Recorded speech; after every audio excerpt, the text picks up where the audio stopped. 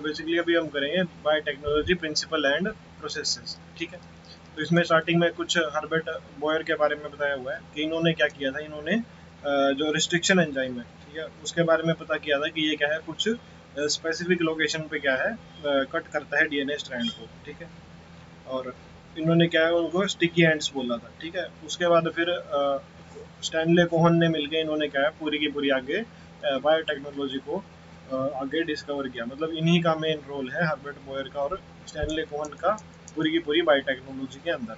ठीक है, तो ये थे वो। ठीक है, तो biotechnology and principle and processes, basically इसके अंदर हम इसके प्रिंसिपल, इसके अंदर क्या क्या प्रोसेसेस होती है वो पढ़ेंगे। ठीक है, तो basically biotechnology deal with technique of using live organism, ठीक है, और enzyme for the organisms from organism to produce product and processes useful to humans. ठीक है, इसमें हम क्या करेंगे, लाइव ऑर्गेनिज्म या फिर एंजाइम का यूज करके क्या बनाएंगे, प्रोडक्ट बनाएंगे जो कि क्या है, यूजफुल हो गए ह्यूमंस के लिए, in sense making curd beer और making curd bread and wine. ठीक है, क्या बनाएंगे, कर्ड बनाएंगे, ब्रेड बनाएंगे और वाइन बनाएंगे। तो which are all microbe mediated processes, मतलब ये माइक्रोब के द्वारा कंट्रोल्ड प्रोसेसेस है। Would also be thought as a form of biotechnology. ठीक है, ये भी क्या है, एक फॉर्म है जिसकी, बायोटेक्नोलॉजी की। However it is used in restricted sense today. ठीक है, अभी क्या है, इसको एज ए रिस्ट्रिक्टेड सेंस में यूज करते हैं to refer such of those process which use genetically modified organism to achieve the same on a large scale. ठीक है, अभी क्या है, इसको रिस्ट्रिक्टेड सेंस में यूज करते हैं कि जो जेनेटिकली मॉडिफाइड ऑर्गेनिज्म का यूज करते हैं, हम क्या है, सेम चीज अचीव करने में लार्ज क्वांटिटी में। ठीक है,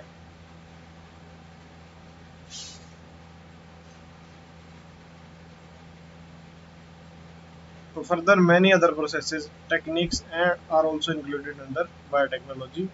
और भी कई सारी टेक्निक्स हैं जो अभी भी क्या है, बायोटेक्नोलॉजी के अंडर इंक्लूडेड है। For example in vitro fertilisation. ठीक है, इन विट्रो फर्टिलाइजेशन, कहाँ गया, in vitro fertilisation leading to a test tube baby. ठीक है, विट्रो फर्टिलाइजेशन में क्या है, एक टेस्ट ट्यूब बेबी बनता है। तो वो भी क्या है, एक तरह से एक बायोटेक्नोलॉजी की process, synthesising A gene and using it. ठीक है,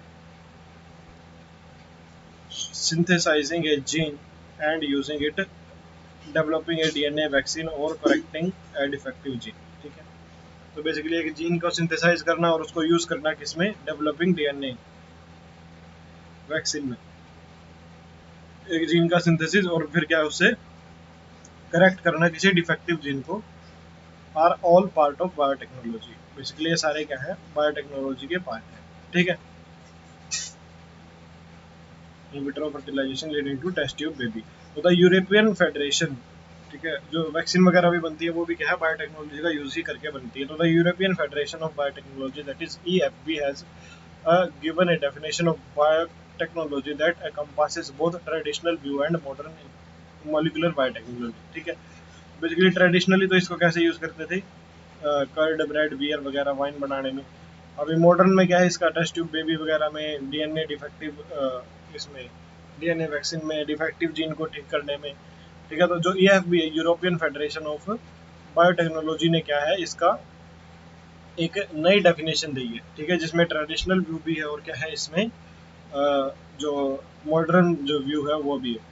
तो ये क्या देते हैं, the it is the integration of natural science and organism. ठीक है, नेचुरल साइंस का और ऑर्गेनिज्म का integration, cells, parts thereof and molecular analog for product and services. ठीक है, बेसिकली ये इंटीग्रेशन है नेचुरल साइंस का, ऑर्गेनिजम्स का, सेल्स का और उनके पार्ट्स का, ताकि हम क्या है, प्रोडक्ट और सर्विसेज ले सकें। ठीक है, उसके बाद आता है प्रिंसिपल ऑफ बायोटेक्नोलॉजी। ठीक है, तो among the two core techniques that enabled birth of modern biotechnology, तो are genetic engineering and second one is bio process engineering. ठीक है, तो इसमें दो टेक्निक आती है, एक तो कौन सी आती है, जेनेटिक इंजीनियरिंग, और एक क्या आती है, बायो प्रोसेस इंजीनियरिंग। ठीक है, तो दो टेक्निक जिसने क्या है, मॉडर्न बायोटेक्नोलॉजी का बर्थ किया। ठीक है, तो the technique to alter the chemistry of genetic material, genetic engineering क्या है, टेक्निक टू अल्टर, ठीक है, केमिस्ट्री ऑफ जेनेटिक मटेरियल को अल्टर करना, DNA RNA to introduce these in host organism and thus the phenotype of organism. ठीक है, basically उनको क्या है चेंज करके होस्ट के अंदर इंट्रोड्यूस करना और उसका फिनोटाइप चेंज कर देना। ये किस में आता है? जेनेटिक इंजीनियरिंग में आता है। बायो प्रोसेस इंजीनियरिंग क्या है? Maintenance of sterile microbial contamination free ambience in chemical engineering processes. ठीक है, बायो प्रोसेस इंजीनियरिंग क्या है? मेंटेनेंस ऑफ स्टेराइल, ठीक है, microbial contamination free ambience in chemical engineering processes. ठीक है, to enable growth of only desired microbe. ठीक है, तो बेसिकली क्या है? Maintenance of sterile that is microbial contamination free ambience, ठीक है, in chemical engineering process to enable growth of only desired molecule. ठीक है, सिर्फ किसका? ओनली डिजायर्ड माइक्रोब का क्या है? ग्रोथ करवाना। तो eukaryotic cell in large quantity for the manufacture of biotechnology product like antibiotic and eukaryotic cell in large quantities for the manufacture of biotechnological product. ठीक है, जैसे एंटीबायोटिक्स है, वैक्सीन है और जैसे क्या है एंजाइम्स है। ठीक है, मैन्युफैक्चर ऑफ किसका? बायोटेक्नोलॉजिकल प्रोडक्ट का, जैसे एंटीबायोटिक्स है, वैक्सीन है और क्या है एंजाइम्स है। ठीक है,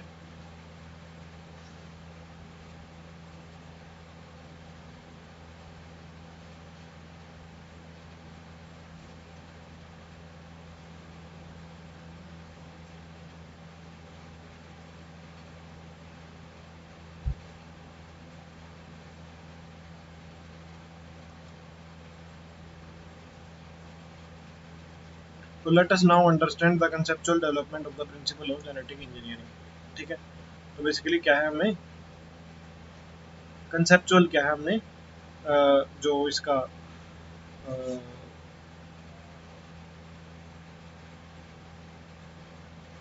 जो डेवलपमेंट है किसका? प्रिंसिपल का, बायोटेक्नोलॉजी के, वो पढ़ना है। ठीक है,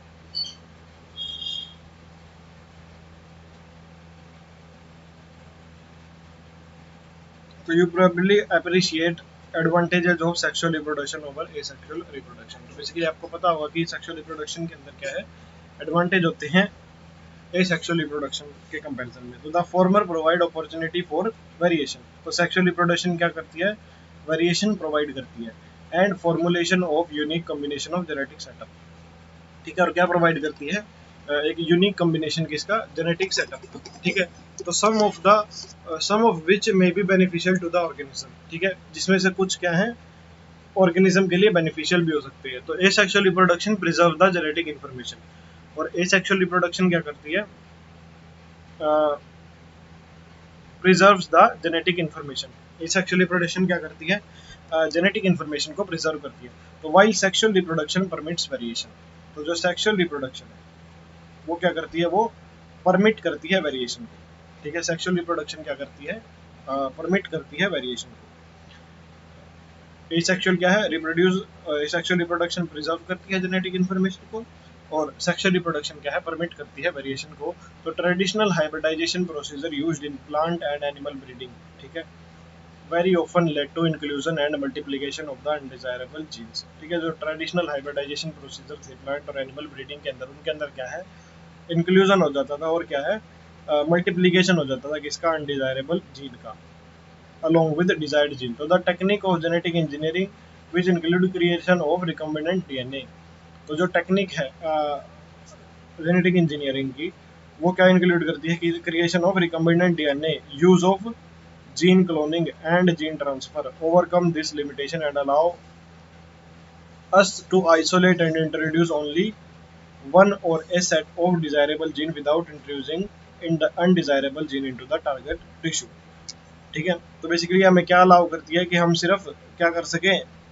ये जो लिमिटेशन है, जो अनडिजायरेबल जीन आते हैं डिजायर्ड जीन के साथ, उनको क्या कर सके? हम डिजायर्ड जीन को आइसोलेट कर सके और उनको इंट्रोड्यूस कर सकें ओनली वन और a set of desirable gene without introducing undesirable gene into the target organism. तो बेसिकली रिकमेंडेंट डीएनए की वजह से, जो हमारी जेनेटिक इंजीनियरिंग की वजह से क्या है, ये हमें बेनिफिट हुआ है कि हम अनडिजायरेबल जीन के बिना ही हम सिर्फ डिजायरेबल जीन ही किसमें इंसर्ट करवा सकते हैं?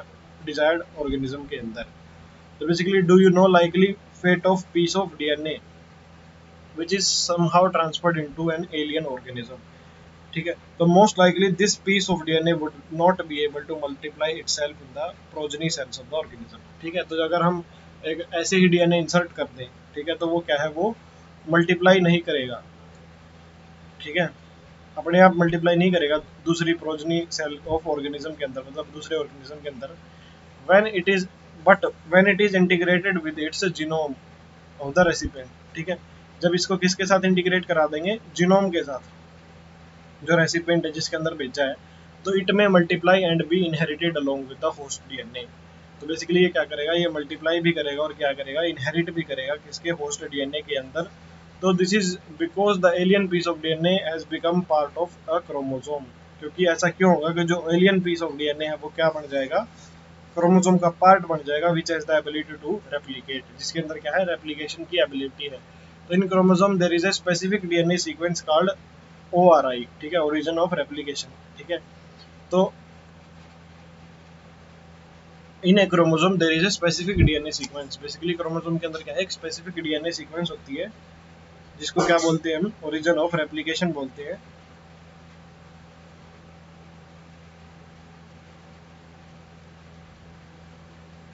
ये क्या होती है, which is responsible for initiating replication, ये किसके लिए रिस्पॉन्सिबल है, इनिशिएशन ऑफ रेप्लिकेशन के लिए रिस्पॉन्सिबल है। तो therefore for multiplication of any alien piece of DNA, ठीक है।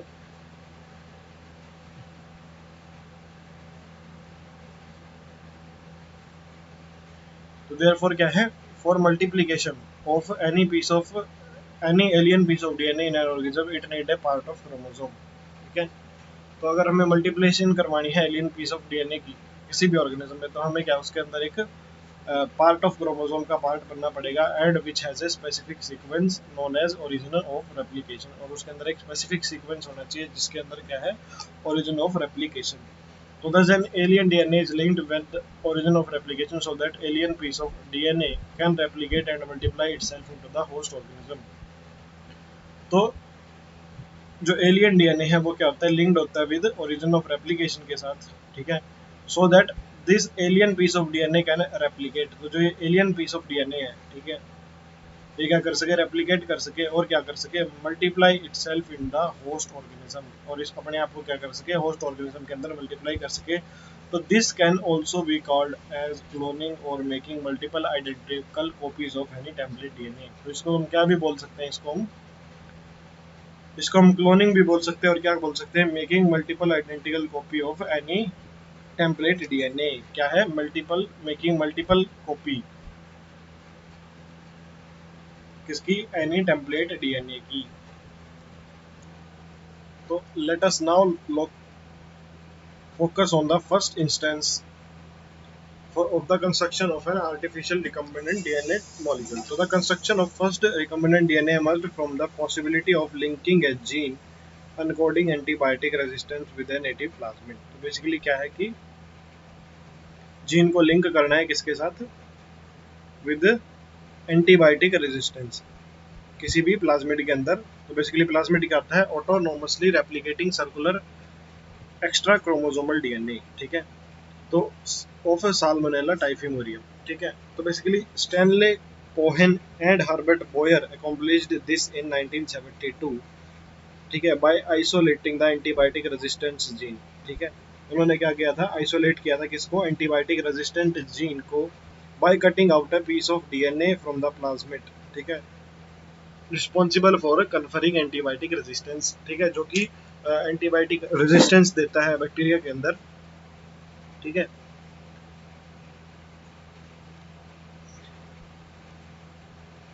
conferring antibiotic resistance. So the cutting of DNA at a specific location become possible with the discovery of so-called molecular seizure. तो basically जो ये cutting थी DNA molecule की, वो किसकी वजह से पॉसिबल हो पाई, वो हमारे मॉलिक्यूलर सीजर की वजह से पॉसिबल हो पाई, ठीक है, जिसको क्या बोलते हैं हम, रिस्ट्रिक्शन एंजाइम बोलते हैं। तो the cut piece of DNA was then linked with the plasmid DNA. तो जो कट पीस ऑफ डीएनए था उसको हम किसके साथ लिंक करते हैं, विद प्लाज्मिड डीएनए के साथ, ठीक है। जो कट पीस है डीएनए का उसको बाद में क्या है, किसके साथ लिंक करते हैं, प्लाज्मिड डीएनए। तो these plasmid DNA act as vector,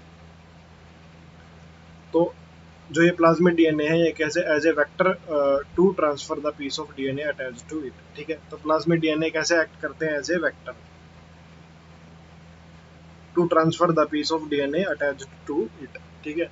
तो you probably know that mosquito act as insect vector to transfer the malarial parasite into human body. Basically हमें पता है कि जो मॉस्किटो है वो कैसे एक्ट करता है as a insect vector act करता है किसके लिए, transfer of to the malarial parasite into human body. Mosquito कैसे एज ए इंसेक्ट वेक्टर काम करता है, mosquito as a insect vector काम करता है to transfer the malarial parasite into human body, ठीक है, मलेरियल पैरासाइट के ह्यूमन बॉडी में भेजने के लिए। तो in the same way plasmid can be used as a vector, ठीक है। इसी तरह प्लाज्मिड को हम एज ए वेक्टर यूज कर सकते हैं, ठीक है, to deliver an alien piece of DNA into the host organism, host organism के अंदर एलियन पीस ऑफ डीएनए को इंसर्ट करने के लिए, ठीक है। तो the linking of antibiotic resistance gene with plasmid vector become possible with the enzyme DNA ligase. तो जो लिंकिंग है कि ठीक है एंटीबायोटिक रेजिस्टेंस जीन की किसके साथ, प्लाज्मिड वेक्टर के साथ, वो किसकी वजह से पॉसिबल हो पाई, वो डीएनए लाइगेज की वजह से। लाइगेज क्या है, मॉलिक्यूलर ग्लू, रिस्ट्रिक्शन एंजाइम क्या है, मॉलिक्यूलर सीजर, और ये क्या है, मॉलिक्यूलर ग्लू। तो विच cuts DNA, which act on cut DNA, जो कि कहाँ एक्ट करता है, कट डीएनए पे एक्ट करता है, एंड जॉइंट्स देयर एंड, ठीक है, और उनके एंड्स को ज्वाइन करता है। तो this makes a new combination of circular autonomous replicating DNA, ठीक है। तो बेसिकली इससे क्या है कि नया सर्कुलर ऑटोनोमसली रेप्लिकेटिंग डीएनए बनता है, जो कि हमने क्या है क्रिएटेड इन विट्रो, विट्रो में बनाया, मतलब एक्सटर्नल मीडिया में बनाया, and known as recombinant DNA, और उसी डीएनए को हम क्या बोलते हैं, रिकम्बिनेंट डीएनए बोलते हैं। तो when this DNA is transferred into the E coli, ठीक है, जब इस डीएनए को हम किस में ट्रांसफर करते हैं, ई कोलाई के अंदर ट्रांसफर करते हैं, तो a bacterium closely related to Salmonella it, ठीक है, जो कि क्या है, किसके क्लोजली रिलेटेड है, बैक्टीरियम ई कोलाई किसके क्लोजली रिलेटेड है, साल्मोनेला के, ठीक है। तो it could replicate using new host DNA polymerase enzyme, ठीक है। तो ये क्या है, इट कुड रेप्लिकेट, ठीक है, using new host DNA polymerase enzyme, तो नए होस्ट के जो पॉलीमरेज डीएनए पॉलीमरेज एंजाइम के साथ, एंड मेक मल्टीपल कॉपीज, ठीक है। तो ये क्या है, रेप्लिकेट कर पाता है नए होस्ट के डीएनए पॉलीमरेज एंजाइम को यूज करके, और क्या है, मल्टीपल कॉपी बना पाता है। तो the ability to multiply copy of antibiotic resistance gene in E coli was called cloning of antibiotic resistance gene in E coli. तो जो एबिलिटी है ये मल्टीपल कॉपी बनाने की एंटीबायोटिक रेजिस्टेंट जीन की ई कोलाई के अंदर, उसको क्या बोलते हैं, हम उसको क्लोनिंग बोलते हैं, ठीक है, उसको क्या बोलते हैं, क्लोनिंग बोलते हैं, cloning of antibiotic resistant gene in E coli, ठीक है। तो you can hence infer that there is a 3 basic steps in general genetically modifying an organism. तो बेसिकली 3 मेन स्टेप है, ठीक है। फर्स्ट तो क्या है, identification of DNA with desirable gene. Basically तो पहले तो हमें क्या है, आइडेंटिफाई करना है डीएनए विद डिजायरेबल जीन, जो डिजायरेबल जीन हमें चाहिए उसका डीएनए आइडेंटिफाई करना है। उसके बाद introduction of identified DNA into the host, उसके बाद क्या है, इंट्रोडक्शन किसका, आइडेंटिफाइड डीएनए का होस्ट के अंदर, ठीक है। और थर्ड स्टेप क्या है, maintenance of introduced DNA in the host and transfer of the DNA to its progeny, ठीक है। और थर्ड स्टेप क्या है, मेंटेनेंस ऑफ इंट्रोड्यूस्ड डीएनए, ठीक है, जो इंट्रोड्यूस किया हुआ डीएनए उसकी मेंटेनेंस किसके अंदर, होस्ट के अंदर, and transfer of DNA to its progeny, ठीक है, ताकि वो क्या है आगे उसकी प्रोजेनी के अंदर भी ट्रांसफर हो सके, ठीक है। उसके बाद आता है tools of recommended DNA technology. तो नेक्स्ट शुरू करते हैं tools of recombinant DNA technology. Basically recombinant DNA technology के टूल्स। तो now we know from the foregoing discussion that genetic engineering or recombinant DNA can be accomplished only if we have key tools, ठीक है। अगर हमारे पास ये की tools present हैं तभी हम क्या है जेनेटिक इंजीनियरिंग या फिर रिकम्बिनेंट डीएनए टेक्नोलॉजी करवा सकते हैं। तो इसमें क्या क्या है, जैसे रिस्ट्रिक्शन एंजाइम है, ठीक है, पॉलीमरेज एंजाइम है, ठीक है, लाइगेज है, वेक्टर्स हैं, ठीक है, और क्या है, होस्ट ऑर्गेनिज्म। अगर ये टूल्स हमारे पास प्रेजेंट हो गए तभी हम क्या है रिकम्बिनेंट डीएनए टेक्नोलॉजी को करवा सकते हैं। तो let us try to understand some of these in detail, ठीक है। तो रिस्ट्रिक्शन एंजाइम्स, ठीक है, तो in year 1963 the two enzyme are responsible for restricting the growth of bacteriophage in E coli. तो 2 एंजाइम रिस्पॉन्सिबल थे किसके लिए, रिस्ट्रिक्टिंग ग्रोथ के लिए। ग्रोथ किसकी कर रहे थे, बैक्टीरियोफेज की, ठीक है, किसके अंदर, ई कोलाई के अंदर, वर आइसोलेटेड, उनको आइसोलेट किया गया। One of the these added methyl group to DNA, इनमें से एक ने क्या किया, डीएनए के अंदर क्या है मतलब क्या है कि मिथाइल ग्रुप डीएनए के अंदर ऐड किया, while the other cut the DNA, ठीक है। तो the latter was called restriction endonuclease, ठीक है। तो बेसिकली दो तरह के रिस्ट्रिक्शन एंजाइम थे, ठीक है, ई कोलाई के अंदर, जो कि क्या है उसके अंदर बैक्टीरियोफेज को ग्रो नहीं करने दे रहे थे, ठीक है। मतलब वो क्या कर रहे थे, वो बैक्टीरियोफेज को उसके अंदर ग्रो नहीं करने दे रहे थे, ठीक है। तो वो आइसोलेट किया, तो one of these added methyl group, ठीक है, जिसमें से एक ने क्या किया, एक ने मिथाइल ग्रुप ऐड किया डीएनए पे, जो कि क्या है बैक्टीरियोफेज को उस पर अटैक करने नहीं दे रहा था, ठीक है। और जो अदर था उसने क्या किया, उसने डीएनए को कट कर दिया, ठीक है, उसके बैक्टीरियोफेज के, ठीक है। तो the first restriction endonuclease is hind 2, ठीक है। तो जो फर्स्ट रिस्ट्रिक्शन एंडोन्यूक्लियस था वो कौन था, हिंड 2 था। While functioning depend on specific DNA nucleotide sequence, ठीक है, जिसकी फंक्शनिंग क्या है, किस पे डिपेंड करती थी, स्पेसिफिक डीएनए न्यूक्लियोटाइड सीक्वेंस पे, ठीक है। And was isolated and characterised after 5 year, ठीक है। तो इसकी जो फंक्शनिंग है, ठीक है, जो ये क्या है आइसोलेट किया गया और इसकी कैरेक्टरिस्टिक्स क्या है 5 साल बाद इसकी पता चली, ठीक है। इसको आइसोलेट किया और इसकी कैरेक्टरिस्टिक्स 5 साल बाद पता चली। It was found that Hind 2 always cut DNA molecular at a particular point by recognising a specific sequence of 6 base pair. तो बेसिकली क्या पता चला कि हिंड 2 हमेशा क्या करता है, एक स्पेसिफिक सीक्वेंस, ठीक है, किसकी 6 बेस पेयर की, उस पे कट करता है। तो this specific base sequence is known as recognition sequence for Hind 2, ठीक है। तो उस सीक्वेंस को, उस स्पेसिफिक बेस सीक्वेंस को क्या बोला गया, रिकॉग्निशन सीक्वेंस फॉर हिंड 2, ठीक है। Beside Hind2, today we know more than 900 restriction enzymes, ठीक है। Hind2 के बाद क्या है, अब हम 900 restriction enzyme हमें अभी तक पता है, ठीक है, that have been isolated from over 230 strain of bacteria, ठीक है, जो कि क्या है 230 बैक्टीरियल स्ट्रेन से क्या है आइसोलेट किए गए हैं। Each of which recognise different recognition sequence, जो कि क्या है डिफरेंट रिकॉग्निशन सीक्वेंस को क्या करते हैं, रिकॉग्नाइज करते हैं। तो the convention for naming these enzyme is the first letter of the name comes from the genus, ठीक है। तो इसकी जो कन्वेंशन है नेमिंग की इन एंजाइम्स की, ठीक है, तो फर्स्ट लेटर जो है, फर्स्ट लेटर क्या है, फर्स्ट लेटर फर्स्ट लेटर है वो क्या है, कहाँ से आएगा, वो जीनस से आएगा, ठीक है।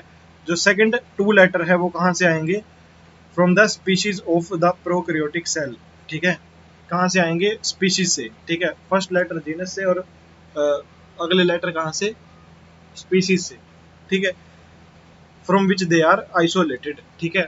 तो बेसिकली एग्जाम्पल दे रखा है इसके अंदर इको R1, ठीक है, इको R1, ठीक है, ये क्या है, ये कहाँ से निकला है, Escherichia coli RY13, ठीक है, जिसमें the letter R is derived from the name of the strain, और R जो है इसमें क्या है, ये इसकी स्ट्रेन में से डिराइव किया गया है, ठीक है। जैसे इको मतलब एस्कर्सिया, ठीक है, और अगले सेकंड 2 लेटर, अगले 2 लेटर, ठीक है, अगले 2 लेटर कहाँ से, कोलाई से CO, ठीक है, और आर कहाँ से, आर इसकी स्ट्रेन से, ठीक है। आर कहाँ से निकाला, इसका इसका आर इसका स्ट्रेन से निकाला। तो Roman number following the name indicate the order in which the enzyme were isolated, ठीक है। और जो रोमन नंबर है R1 है जो, ठीक है, वो क्या डिफाइन करता है, order in which the enzyme were isolated from that strain of bacteria, ठीक है। जो अगर बैक्टीरिया में से पहला पहला जो इकोलाई में से कौन सा, इको R1 पहले निकला था, उसके बाद अगर दूसरा निकलेगा तो उसको इको R2 बोलेंगे, ठीक है, और इससे अगला निकलेगा तो इसको इको R3 बोलेंगे, ठीक है। तो the restriction enzyme belong to a large class of enzyme called nuclease. तो रिस्ट्रिक्शन एंजाइम क्या है, एक लार्ज क्लास ऑफ एंजाइम से बिलोंग करते हैं, जिसको क्या बोलते हैं, हम न्यूक्लियस बोलते हैं, ठीक है।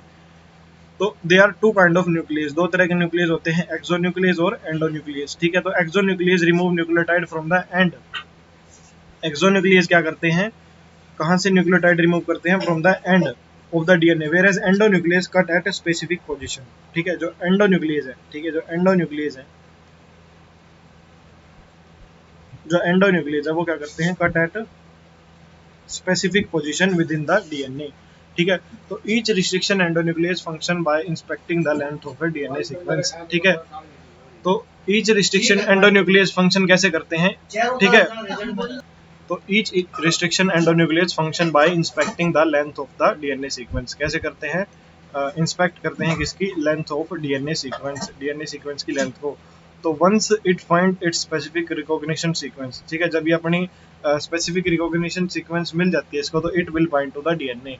ठीक है, जब इसको अपने एक स्पेसिफिक रिकॉग्निशन सीक्वेंस मिल जाती है तो ये क्या करता है, फिर ये डीएनए से बाइंड करता है and cut each of the 2 strand, ठीक है, of the double helix at a specific point. ठीक है, और कट करता है किसको, ईच ऑफ द 2 स्ट्रैंड, दोनों स्ट्रैंड में से एक स्ट्रैंड को, of the double helix at a specific point, एक स्पेसिफिक पॉइंट पे, in their sugar phosphate backbones. ठीक है, उनकी शुगर फॉस्फेट बैकबोन में क्या है, वो कट लगाता है। तो each restriction endonuclease recognises a specific palindromic nucleotide sequence. तो हर जो रिस्ट्रिक्शन एंडोन्यूक्लियस है वो क्या करता है, रिकॉग्नाइज करता है एक स्पेसिफिक पैलिंड्रोमिक न्यूक्लियोटाइड सीक्वेंस किसके अंदर, डीएनए के अंदर।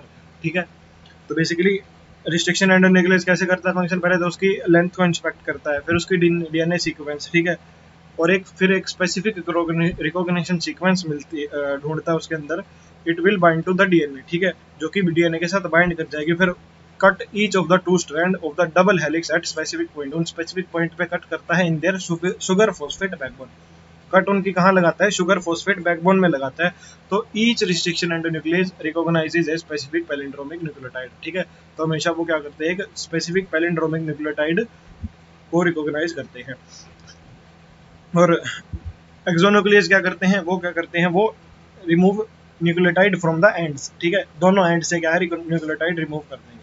ठीक है, लेकिन एक्सोन्यूक्लियस क्या है, एंड से, और एंडोन्यूक्लियस क्या करेंगे, एक स्पेसिफिक पॉइंट में कट लगाएंगे। ठीक है, बेसिकली नीचे दिया है एक्शन ऑफ रिस्ट्रिक्शन एंजाइम। ठीक है, तो इसके अंदर देखो तो basically the enzyme cut both the DNA at the same site. ठीक है, तो 2 डीएनए ले रखे हैं हमने। ठीक है, एक तो वेक्टर डीएनए, एक फॉरेन डीएनए। ठीक है, एक तो जो वेक्टर का डीएनए है, ये वेक्टर के डीएनए को भी वहीं से कट करेगा और ये फॉरेन डीएनए को भी उसी से करेगा। अच्छा, इसकी सीक्वेंस भी याद रखना, इसकी सीक्वेंस यूजुअली पूछी जाती है। ठीक है, इको R1 वाले की इसकी सीक्वेंस क्या होती है, गटाक सटाक। ऐसे डायरेक्ट क्वेश्चन पूछ लेंगे कि इसमें से रिस्ट्रिक्शन एंडोन्यूक्लियस किसको कट करेगा। ठीक है, और कहाँ से कट करेगा, तो ये सीक्वेंस याद रखना, गटाक सटाक, ये ट्रिक है इसकी, गटाक सटाक। ठीक है, तो वेक्टर डीएनए को भी वहीं से कट करेगा और फॉरेन डीएनए को भी वहीं से। तो enzyme cut both the DNA strand at the same site. Eco R1 cut the DNA between the base G and A and only when the sequence गटाक is present in the DNA। तो ये तभी cut करेगा जब उसके अंदर GAATTC sequence होगी, गटाक sequence होगी जब उसके अंदर, तभी ये कट करेगा। ठीक है, तो ये कट करेगा तो ये क्या है, इधर एक वो हो जाएगी, वो हो जाएगी, खाली खाली स्पेस हो जाएगी। ठीक है, मतलब ये स्टिकी एंड प्रोड्यूस करेगा। एक एंड क्या होगा, इसका स्टिकी एंड होगा, दूसरा एंड यहाँ से फॉरेन डीएनए का स्टिकी एंड होगा। तो ये स्टैंड इसका इस पे जाके ऐसे पूरा का पूरा रिकम्बिनेंट, मतलब इसके साथ कंबाइन कर देगा और एक क्या बना लेगा, एक रिकम्बिनेंट डीएनए बना लेगा। क्या बना लेगा, एक रिकम्बिनेंट डीएनए बना लेगा। तो बेसिकली ये क्या है, steps of formation of recombinant DNA by action of restriction endonuclease. तो बेसिकली रिस्ट्रिक्शन एंडोन्यूक्लियस का ये फायदा होता है कि वो दोनों के अंदर सेम सीक्वेंस पे क्या है, कट लगाता है, ताकि उसके अंदर क्या है, वो ज्वाइन कर सके और रिकम्बिनेंट डीएनए बनाया जा सके। तो do you know what palindrome is. तो बेसिकली पैलिंड्रोम क्या होता है, ठीक है, जैसे मलयालम है। ठीक है, तो these are group of letter that form same word when read on both side. ठीक है, तो बेसिकली जब हम इसको ऐसे पढ़ेंगे, ठीक है, गटाक, ठीक है, फिर इधर से भी ये गटाक ही रीड होगा, इधर से सटाक, इधर से भी ये सटाक रीड होगा। ठीक है, जब एक अपोजिट साइड से इसको रीड करेंगे तो ये सेम ही क्या है, सेम ही इसकी प्रोनाउंसिएशन आएगी। तो जैसे same word from both forward and, जैसे मलयालम है, मलयालम को इधर से मलयालम आएगा, मलयालम इधर से भी मलयालम आएगा। तो as against a word palindrome where the same word is read in both direction. तो basically as against word palindrome where the same word is read in both direction. ठीक है, तो दोनों डायरेक्शन में रीड कर सकते हैं। तो palindrome in DNA is a sequence of base pair. तो डीएनए में अगर पैलिंड्रोम देखें तो वो क्या है, बेस पेयर की सीक्वेंस है। तो that read same on the 2 strand when orientation of the reading is kept same. ठीक है, जब हम ओरिएंटेशन रीडिंग की सेम रखेंगे तो क्या है, उसको वो सेम आएगा। तो for example the following sequence red on the same. ठीक है, जैसे अगर हम इसको 5 to 3 रीड करें तो भी सेम आएगा। ठीक है, और 3 to 5 करें तो भी सेम आएगा। ठीक है, जैसे ये 5 to 3 गटाक आया। ठीक है, फिर इधर 5 to 3 की तरह आया, दोबारा फिर गटाक आया। ठीक है, तो मतलब ये क्या है, पैलिंड्रोम है। ठीक है, तो restriction enzyme cut the strand of DNA a little away from the centre. Restriction enzyme क्या करते हैं, डीएनए को कट करते हैं little away from the centre, ठीक है, of the palindrome site, but between the same two bases on the opposite strand. लेकिन कहाँ कट करते हैं? Between the same two bases, ठीक है, दोनों सेम दो बेसिस के बीच में करते हैं ऑन द अपोजिट स्ट्रैंड पे। तो this leaves single strand portion at the end, ठीक है, और ये क्या है, एक एंड में क्या है, एक सिंगल स्ट्रैंड पोर्शन, ये जो यहाँ पे दिखाया गया है वो बच जाता है। तो देयर इज ओवरहैंगिंग स्ट्रेचेस, ठीक है, ये क्या है, ओवरहैंगिंग स्ट्रेचेस मतलब लटकते हुए स्ट्रैंड हो जाते हैं, मतलब एक पार्ट इसका रिमूव हो जाता है, जिसको क्या बोलते हैं हम? स्टिकी एंड बोलते हैं, ठीक है, क्या बोलते हैं इसको? इसको स्टिकी एंड बोलते हैं ऑन ईच स्ट्रैंड। तो these are named so because they form hydrogen bond, ठीक है, इनको ये नाम क्यों दिया गया है? क्योंकि ये क्या बनाते हैं? ये हाइड्रोजन बॉन्ड बनाते हैं with their complementary cut counterparts, ठीक है, ये क्या बनाते हैं? हाइड्रोजन बॉन्ड बनाते हैं with their complementary cut parts. तो this stickiness of the end facilitate the action of the enzyme DNA ligase. तो जो ये स्टिकीनेस है, ठीक है, जो स्टिकीनेस हो इन एंड की, वो क्या फैसिलिटेट करती है? वो action of enzyme DNA ligase facilitate करती है, ठीक है, वो क्या फैसिलिटेट करती है? वो action of the enzyme DNA ligase facilitate करती है। ये स्टिकीनेस जो है वो क्या फैसिलिटेट करती है? Action of the enzyme DNA ligase क्या करती है? ये फैसिलिटेट करती है, ठीक है। तो the restriction endonuclease are used in genetic engineering. तो जो रिस्ट्रिक्शन एंडोन्यूक्लियस है, ठीक है, रिस्ट्रिक्शन एंडोन्यूक्लियस कैसे यूज होता है? जेनेटिक इंजीनियरिंग में to form a recombinant DNA, ठीक है। तो basically genetic engineer restriction endonuclease कैसे यूज होता है जेनेटिक इंजीनियर में? To form recombinant molecule of DNA, ठीक है, which are composed of DNA from different sources, जो कि क्या है, डिफरेंट सोर्सेज से क्या है, कंपोज्ड है, ठीक है, which are composed of DNA from different sources, ठीक है। तो when cut by same restriction enzyme the resultant DNA fragment have same kind of sticky end, ठीक है, जब हम उनको क्या है, सेम रिस्ट्रिक्शन एंजाइम से कट करते हैं तो जो रिजल्टेंट डीएनए फ्रेगमेंट है वो क्या है? Same kind of sticky end produce करते हैं, ठीक है। जब उनको क्या है, जब हम उनको कट करते हैं सेम रिस्ट्रिक्शन एंजाइम से तो जो रिजल्टेंट डीएनए फ्रेगमेंट है वो क्या है? Same kind of sticky end produce करते हैं। तो these can be joined together end to end by using DNA ligase. तो फिर हम उसके बाद क्या है, डीएनए लाइगेज का यूज करके इनको क्या है, एंड टू एंड जोड़ सकते हैं, ठीक है।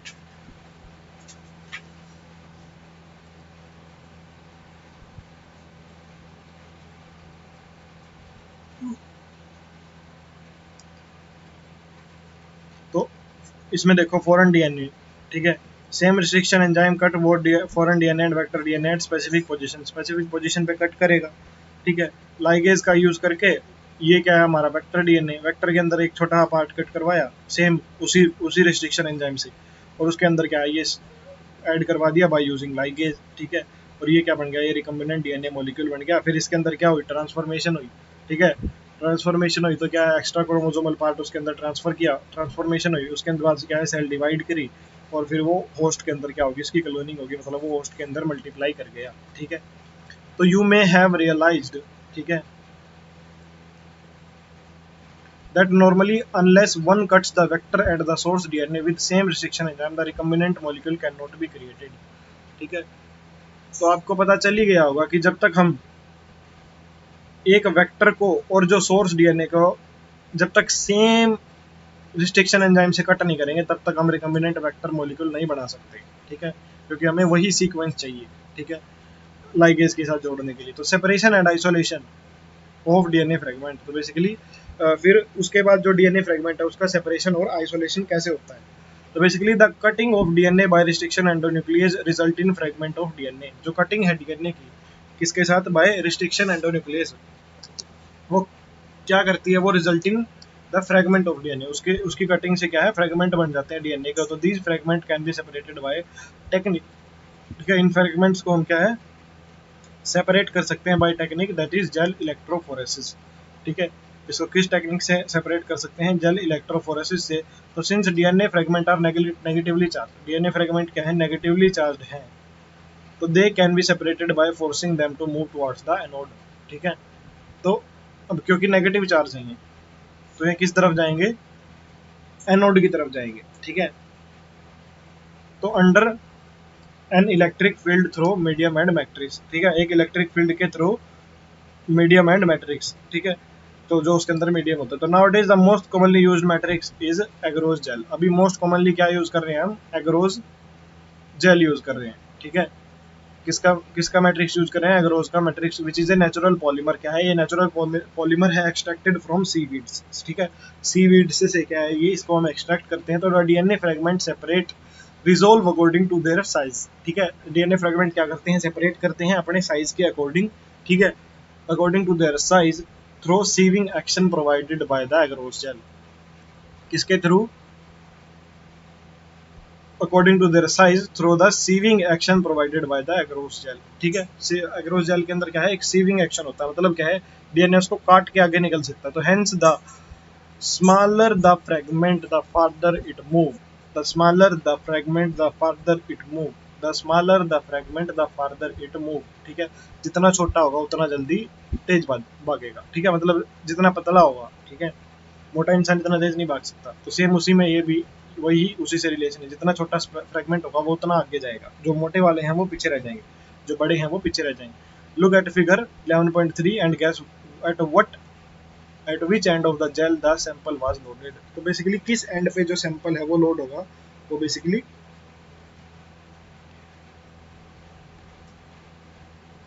इस एंड पे, जिस पे ज्यादा है, ठीक है।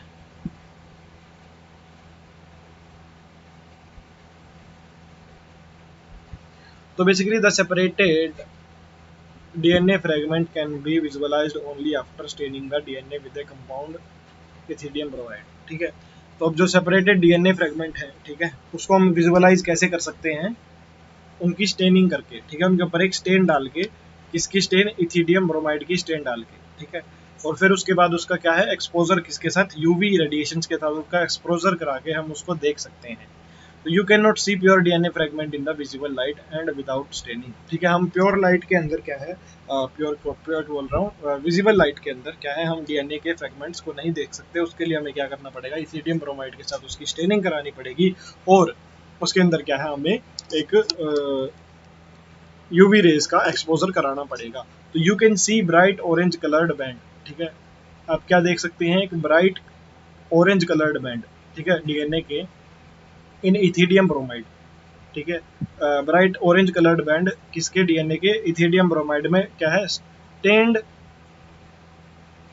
Jail exposes to UV light. तो जो स्टेन्ड जेल है, ठीक है, जो क्या है स्टेन्ड जेल है, वो क्या है, एक्सपोज करती है किसके लिए, एक्सपोज्ड टू यूवी लाइट, ठीक है। जो स्टेन्ड जेल है वो क्या है, एक्सपोज टू यूवी लाइट। तो the separated band of DNA are cut out, ठीक है, जो सेपरेटेड बैंड है, ठीक है, डीएनए के, वो क्या है, cut out from the agarose gel, ठीक है। सेपरेटेड एंड क्या है, डीएनए के cut out and the from the agarose gel and extracted from the gel piece, ठीक है। डीएनए कट आउट है फ्रॉम द एग्रोस जेल और क्या है, extracted from the gel piece. तो जेल पीस से क्या है, वो एक्सट्रैक्ट कर लिए गए। तो this step is known as elution, ठीक है। तो बेसिकली उसको इल्यूशन होता है, बेसिकली धोना, ठीक है। उसको निकाल के डीएनए के फ्रेगमेंट को जो स्टेन हुए हैं, ठीक है, उसको कट करके एग्रोस जेल में से निकाल के उसको धोना, उसमें से क्या है, एग्रोस जेल रिमूव करना, उसको क्या बोलते हैं, इल्यूशन बोलते हैं। तो the DNA fragment purified in this way are used for constructing recombinant DNA, ठीक है। जो ऐसे सेपरेट फ्रेगमेंट जो डीएनए के होते हैं, उसको फिर क्या है, आगे रिकम्बिनेंट डीएनए बनाने में यूज करते हैं bye joining them with cloning vectors. Cloning vectors के साथ ज्वाइन करवा के उनके आगे क्या है, रिकम्बिनेंट डीएनए में उसका इस्तेमाल लिया जाता है, ठीक है। इल्यूशन का याद रखना, इल्यूशन क्या होती है, बेसिकली एग्रोस जेल का रिमूव करना है, उसको धोना, ठीक है। बेसिकली उस पार्ट को, ठीक है, जैसे कुछ पार्ट स्टेन हुआ, इसको पार्ट को कट कर लेंगे चक्कू के साथ, ठीक है, उसको बाहर निकाल के और उसको फिर साफ करेंगे, ठीक है। मतलब उस जेल पीस में से उसको रिमूव करेंगे, उसको एक्सट्रैक्शन को क्या बोलते हैं, हम उसको इल्यूशन बोलते हैं, ठीक है। उसके बाद आता है क्लोनिंग वेक्टर। तो बेसिकली क्लोनिंग वेक्टर क्या होता है, ठीक है।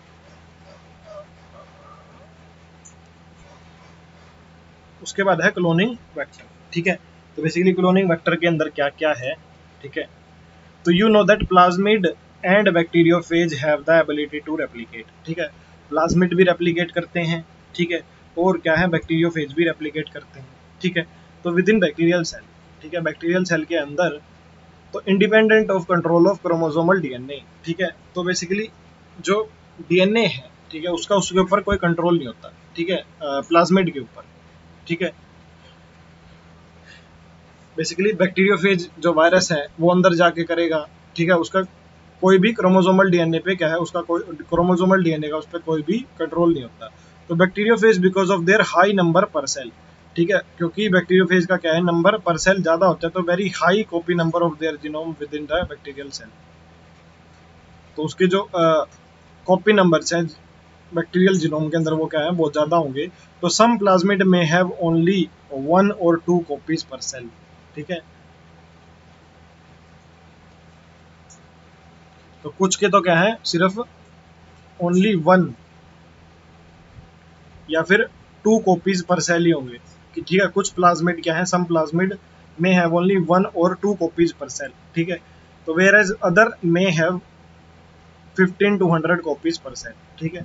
तो कुछ प्लाज्मिड तो क्या है, सिर्फ 1 या 2 होंगे, और कुछ क्या है 15 से 100 भी होंगे। तो their number can go even higher, ठीक है, इनका नंबर क्या है, इवन हायर भी पहुंच सकता है। तो if we are able to link, ठीक है, if we are able to link an alien piece of DNA, ठीक है, जब हम क्या है एक एलियन पीस ऑफ डीएनए को लिंक कर सकते हैं विद बैक्टीरियोफेज और प्लाज्मिड डीएनए, ठीक है। If we are able to link an alien piece of DNA, अगर हम एक एलियन पीस ऑफ डीएनए को लिंक कर सकते हैं विद बैक्टीरियोफेज और plasmid DNA, we can multiply its number equal to copy number of the plasmid. तो basically हम क्या है, इसके मल्टीप्लाई कर सकते हैं इसके नंबर को equal to the copy number of the plasmid. तो basically we can multiply its number equal to the copy number of the plasmid, मतलब हम मल्टीप्लाई कर सकते हैं इसके नंबर को किसके बराबर, equal to copy number of plasmid, copy number of plasmid के या फिर किसके, बैक्टीरियोफेज के, ठीक है। तो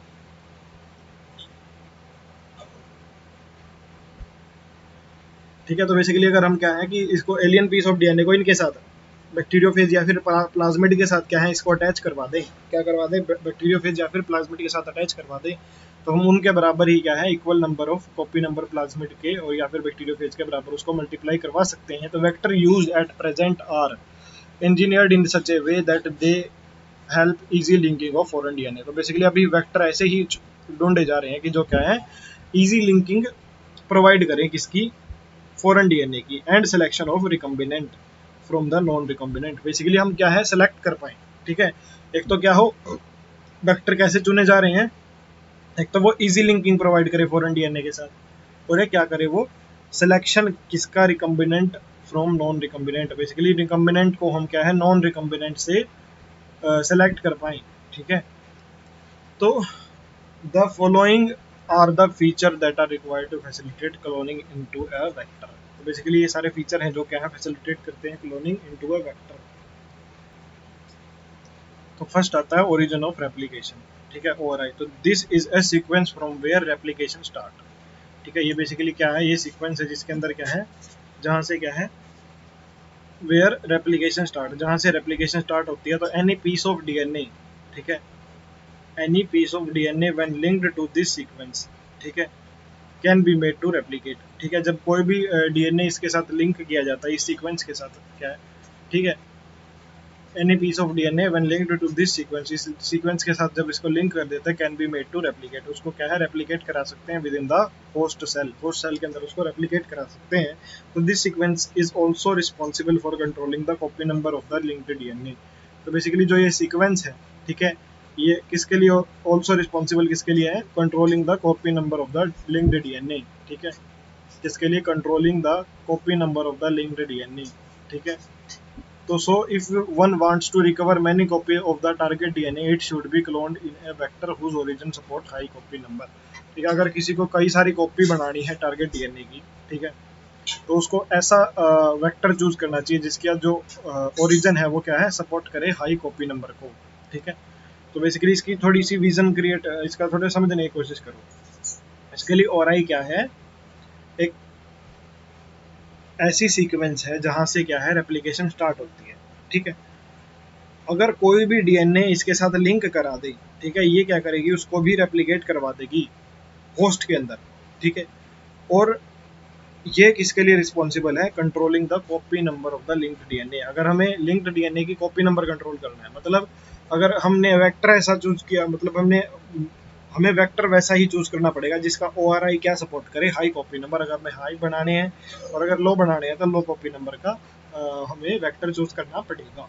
उसके बाद आती है सिलेक्टेबल मार्कर, ठीक है। सिलेक्टेबल मार्कर क्या होते हैं, तो इन एडिशन टू ओआरआई, ठीक है, ओआरआई के एडिशन में the vector require a selectable marker, vector को क्या रिक्वायर्ड होता है, एक selectable marker which help in identifying, जो किसमें हेल्प करता है, आइडेंटिफाइंग में एलिमिनेशन ऑफ नॉन ट्रांसफॉर्मेंट, ठीक है, जो किसमें हेल्प करता है, आइडेंटिफाइंग में, एलिमिनेशन किसमें, नॉन ट्रांसफॉर्मेंट में, सिलेक्टेबल मार्कर, ठीक है। एक तो आइडेंटिफिकेशन में, ट्रांसफॉर्मेंट नॉन ट्रांसफॉर्मेंट में, ठीक है, और एक किसमें, एलिमिनेशन में, किसमें, नॉन ट्रांसफॉर्मेंट में। तो the selectively permitting the growth, ठीक है, ये क्या कहता है, सिलेक्टिवली परमिट करता है ग्रोथ ऑफ द ट्रांसफॉर्मेंट, ये सिर्फ किसकी ग्रोथ को प्रमोट करता है, परमिट करता है, सॉरी प्रमोट नहीं, परमिट करता है, ये सिर्फ परमिट किसको करता है, परमिट सिर्फ ट्रांसफॉर्मेंट को करता है, ठीक है। तो transformation is a procedure through which a piece of DNA is introduced in a host bacterium, ठीक है। तो बेसिकली ये क्या है, ये प्रोसीजर है जिसके थ्रू क्या है, एक पीस ऑफ डीएनए क्या है, इंट्रोड्यूस किया जाता है होस्ट बैक्टीरियम के अंदर। तो you will study the process in A subsequent section, ठीक है। तो हम क्या है, एक सब्सिक्वेंट सेक्शन में इसके बारे में पढ़ेंगे। तो normally the gene encoding resistant to antibiotic, तो एक जीन है जो क्या है, एनकोड करता है किसके लिए, resistance to antibiotic such as ampicillin, chloramphenicol, tetracycline और kanamycin are considered useful selectable marker, ठीक है। तो इसके कुछ एग्जाम्पल हैं, ठीक है, जो कि क्या है, क्या एनकोड करते हैं, रेजिस्टेंस टू एंटीबायोटिक्स, ठीक है, जैसे एम्पिसिलिन है, क्लोराम्फिकोनोल है, टेट्रासाइक्लिन है, इनके अगेंस्ट क्या है, रेजिस्टेंस टू एंटीबायोटिक ऑफर करते हैं। तो are considered as useful selectable marker for E coli, ये क्या है, इकोलाई के यूजफुल सिलेक्टेबल मार्कर है। तो the normal E coli do not carry any resistance against any of these, ठीक है। तो यूजुअल जो इकोलाई है, नॉर्मल इकोलाई कोई भी रेजिस्टेंस नहीं रखता इनके अगेंस्ट, इन एंटीबायोटिक्स के अगेंस्ट, लेकिन सिलेक्टेबल मार्कर्स की वजह से, इसके प्लाज्मिड में क्या है, सिलेक्टेबल मार्कर की वजह से क्या है, ये रेजिस्टेंस शो करता है।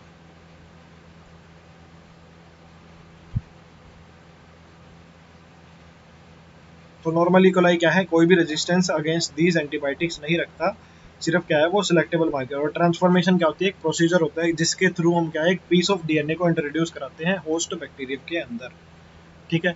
उसके बाद आता है क्लोनिंग साइट्स, ठीक है। उसके बाद नेक्स्ट प्रोसेस क्या आती है, क्लोनिंग साइट्स।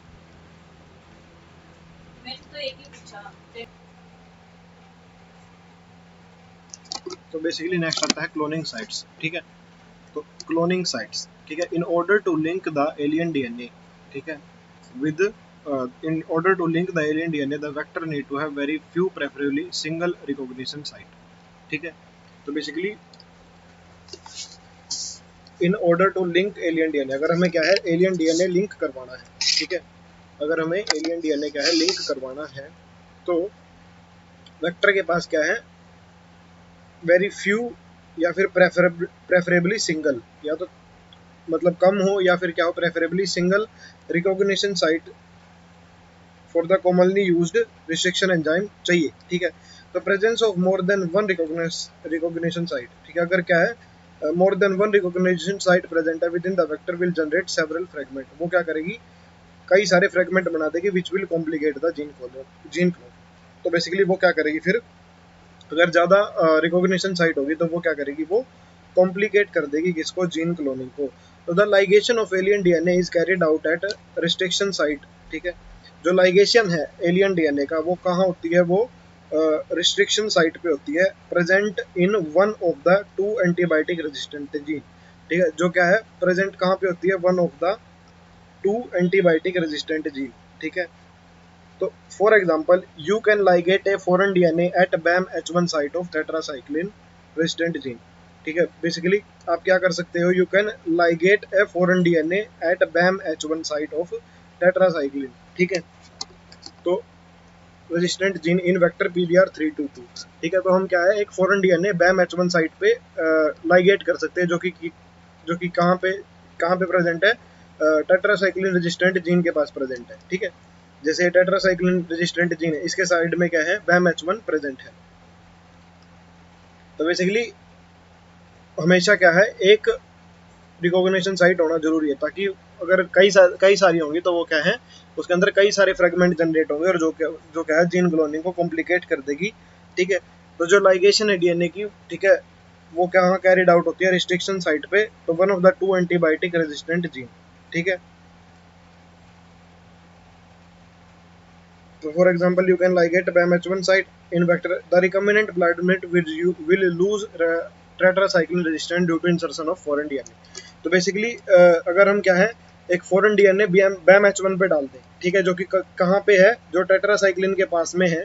ठीक है, तो इससे क्या होगा, इससे क्या होगा कि प्लाज्मिड क्या लूज कर देगा, टेट्रासाइक्लिन रेजिस्टेंस लूज कर देगा।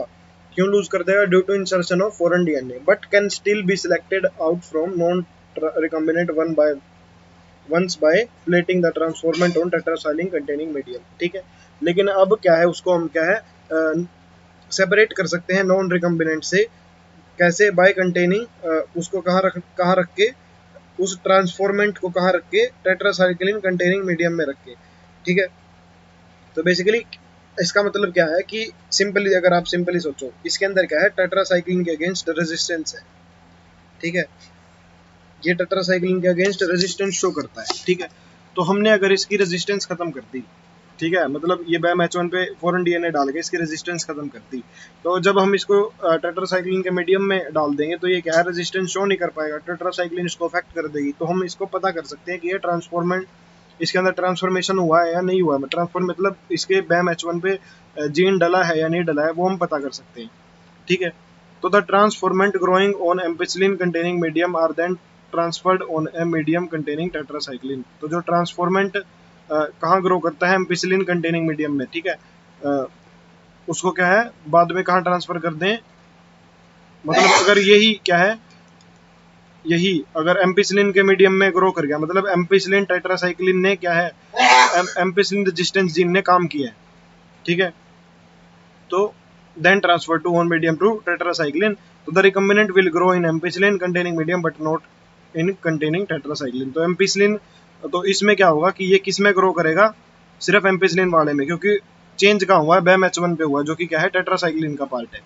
ठीक है, लेकिन ग्रो कहाँ नहीं करेगा, not on the tetracycline part. ठीक है, but non recombinant will grow on the medium containing both the antibiotic. ठीक है, और जो नॉन रिकम्बिनेंट है, जिनके अंदर चेंज आया ही नहीं, डीएनए इंसर्ट हुआ ही नहीं, जो नॉन ट्रांसफॉर्मेंट है, उनके वो क्या है, दोनों मीडियम में ग्रो करेगा। ठीक है, will grow on the medium containing both the antibiotics. तो in this case one antibiotic resistant gene help the selecting the transformant.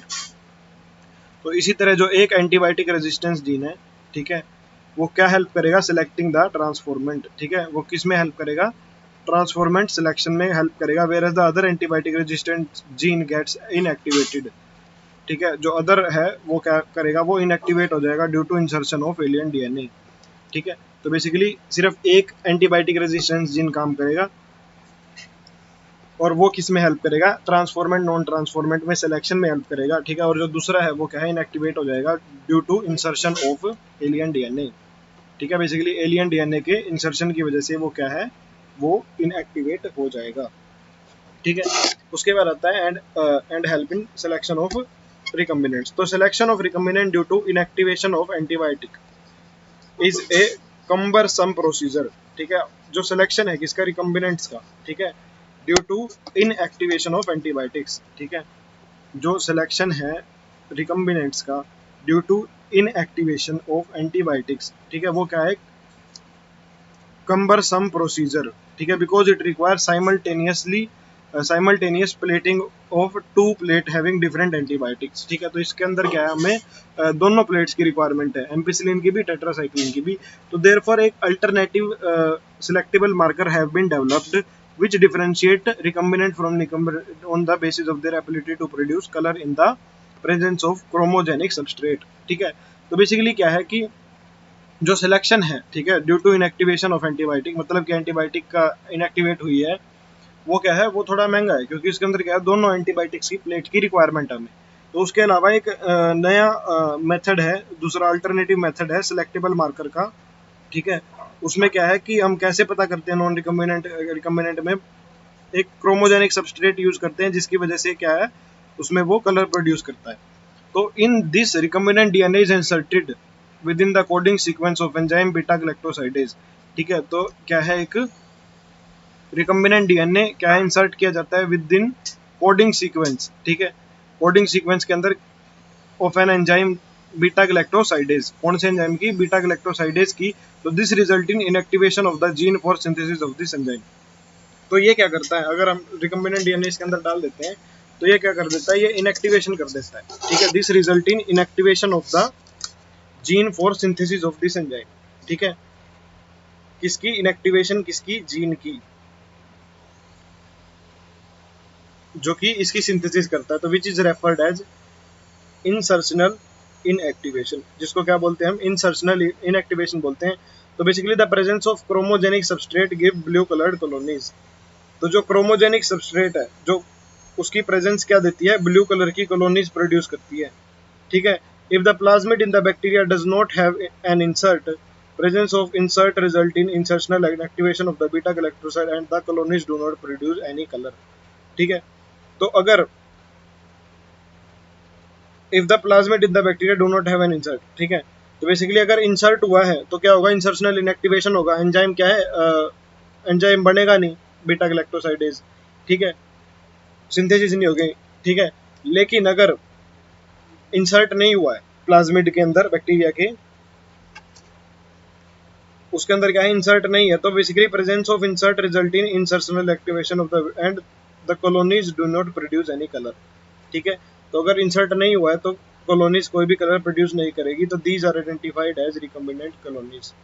ठीक है, तो वो क्या है, as a recombinant colonies identify कर ली जाती है।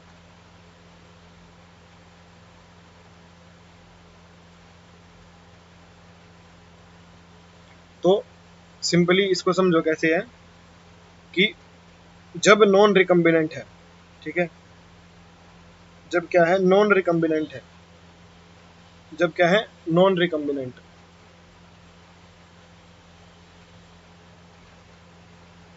तब तो ये क्या देगा, कलर देगा। और जब रिकम्बिनेंट है, ठीक है, तब ये कलर नहीं देगा।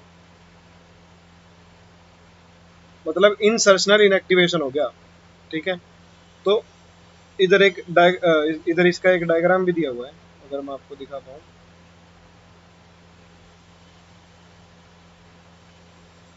नहीं दिया, नहीं दिया, नहीं दिया, नहीं दिया, नहीं दिया, नहीं दिया, नहीं दिया,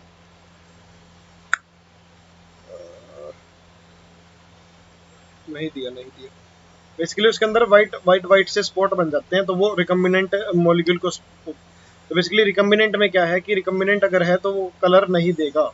ठीक है, और नॉन रिकम्बिनेंट है तो वो कलर देगा। उसके बाद आता है vector for cloning gene in plants and animal. तो बेसिकली वेक्टर किसके लिए, वेक्टर फॉर क्लोनिंग जीन्स, किसमें, प्लांट में और एनिमल में। तो कौन से वेक्टर, तो you may have been surprised to know that we have learned the lesson of transferring gene into plants and animal from bacteria and viruses. ठीक है, तो बेसिकली हमने क्या है, gene transfer plant, animal, bacteria और viruses से हमने क्या है, सब कुछ पता कर लिया। तो how to deliver gene to transform eukaryotic cell. तो बेसिकली हम यूकैरियोटिक सेल में कैसे जीन को ट्रांसफर करेंगे, ठीक है, यूकैरियोटिक सेल में, and force them to do what the bacteria और वायरस वांट। तो बेसिकली और उनको फोर्स करें कि वो बैक्टीरिया या फिर वायरस जो भी करें, जो भी मतलब जो भी उनसे करवाना है। तो फॉर एग्जांपल एगरोबैक्टीरियम ट्यूमीफेसिस, ठीक है, a pathogen of several dicot plant. Basically Agrobacterium tumefaciens क्या है, एक पैथोजन है किसका, सेवरल डाइकोट प्लांट का। ठीक है, is able to deliver a piece of DNA known as T DNA. ठीक है, वो क्या है, is able to deliver a piece of DNA known as tDNA। ठीक है, to transform a normal plant cell into tumor cell। ठीक है, वो क्या है, एक डीएनए का पीस ट्रांसफर करता है, जिसको क्या बोलते हैं हम, टीडीएनए बोलते हैं, और क्या है, नॉर्मल प्लांट सेल को किस में कर देता है, ट्यूमर में कर देता है, ट्यूमर में चेंज कर देता है। तो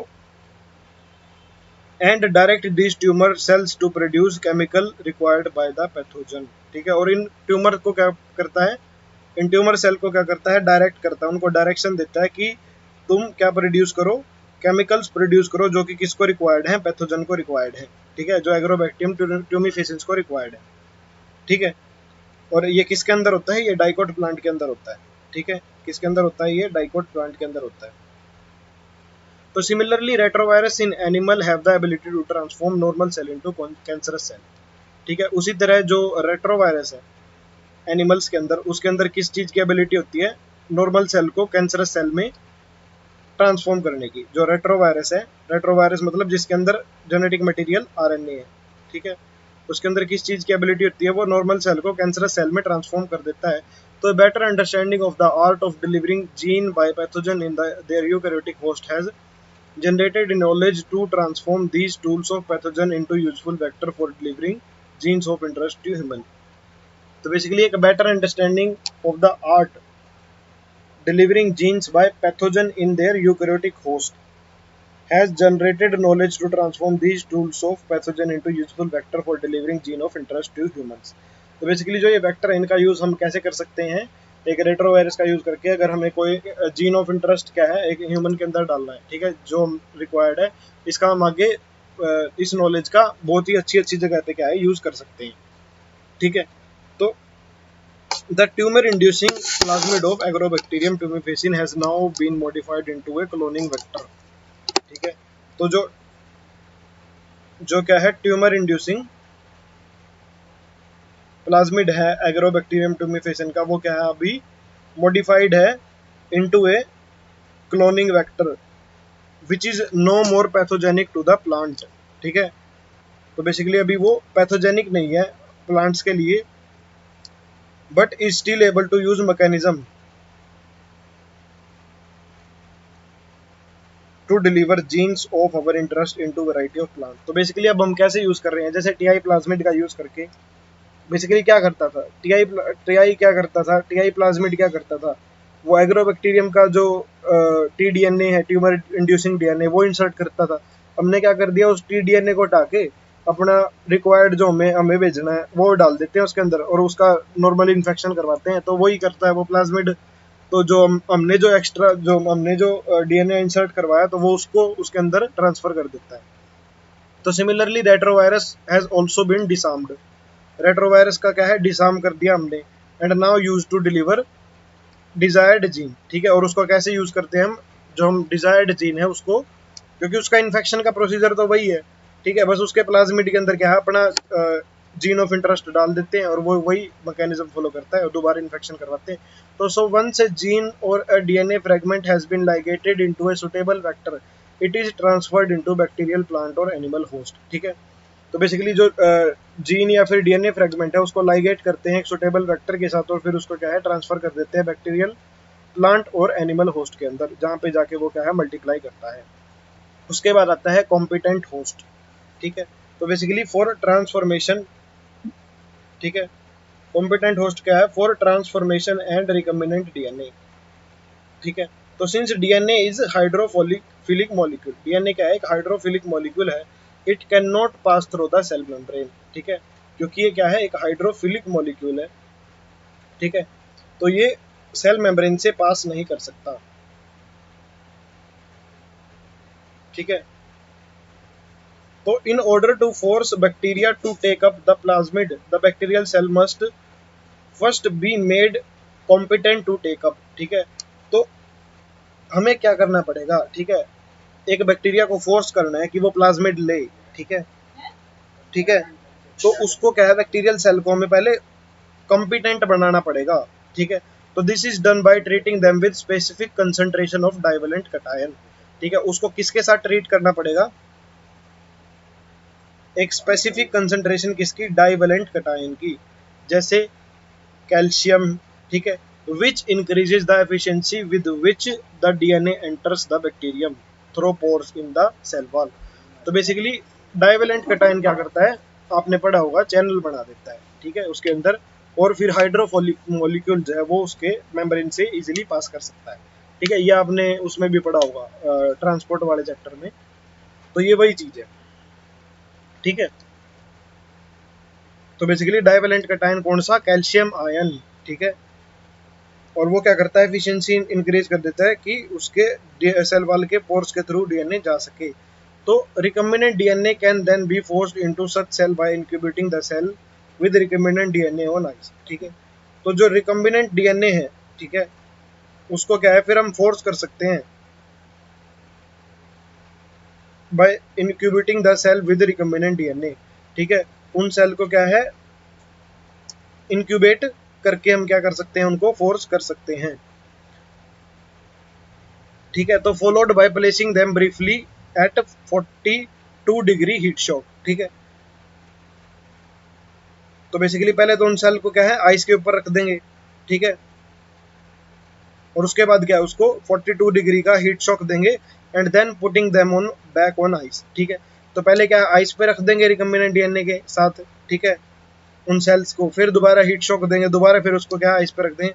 तो this enable the bacteria to take up the recombinant DNA. तो बेसिकली ये क्या करता है, ये इस तरीके से हम क्या है बैक्टीरिया को रिकम्बिनेंट डीएनए ले लेता है, वो एक्सेप्ट कर लेता है। तो this is not the only the way to introduce alien DNA. तो बेसिकली ये अकेली वे नहीं है जिसके थ्रू हम क्या है एलियन डीएनए को इंसर्ट कर सकते हैं होस्ट के अंदर, in a method known as micro injection, ठीक है।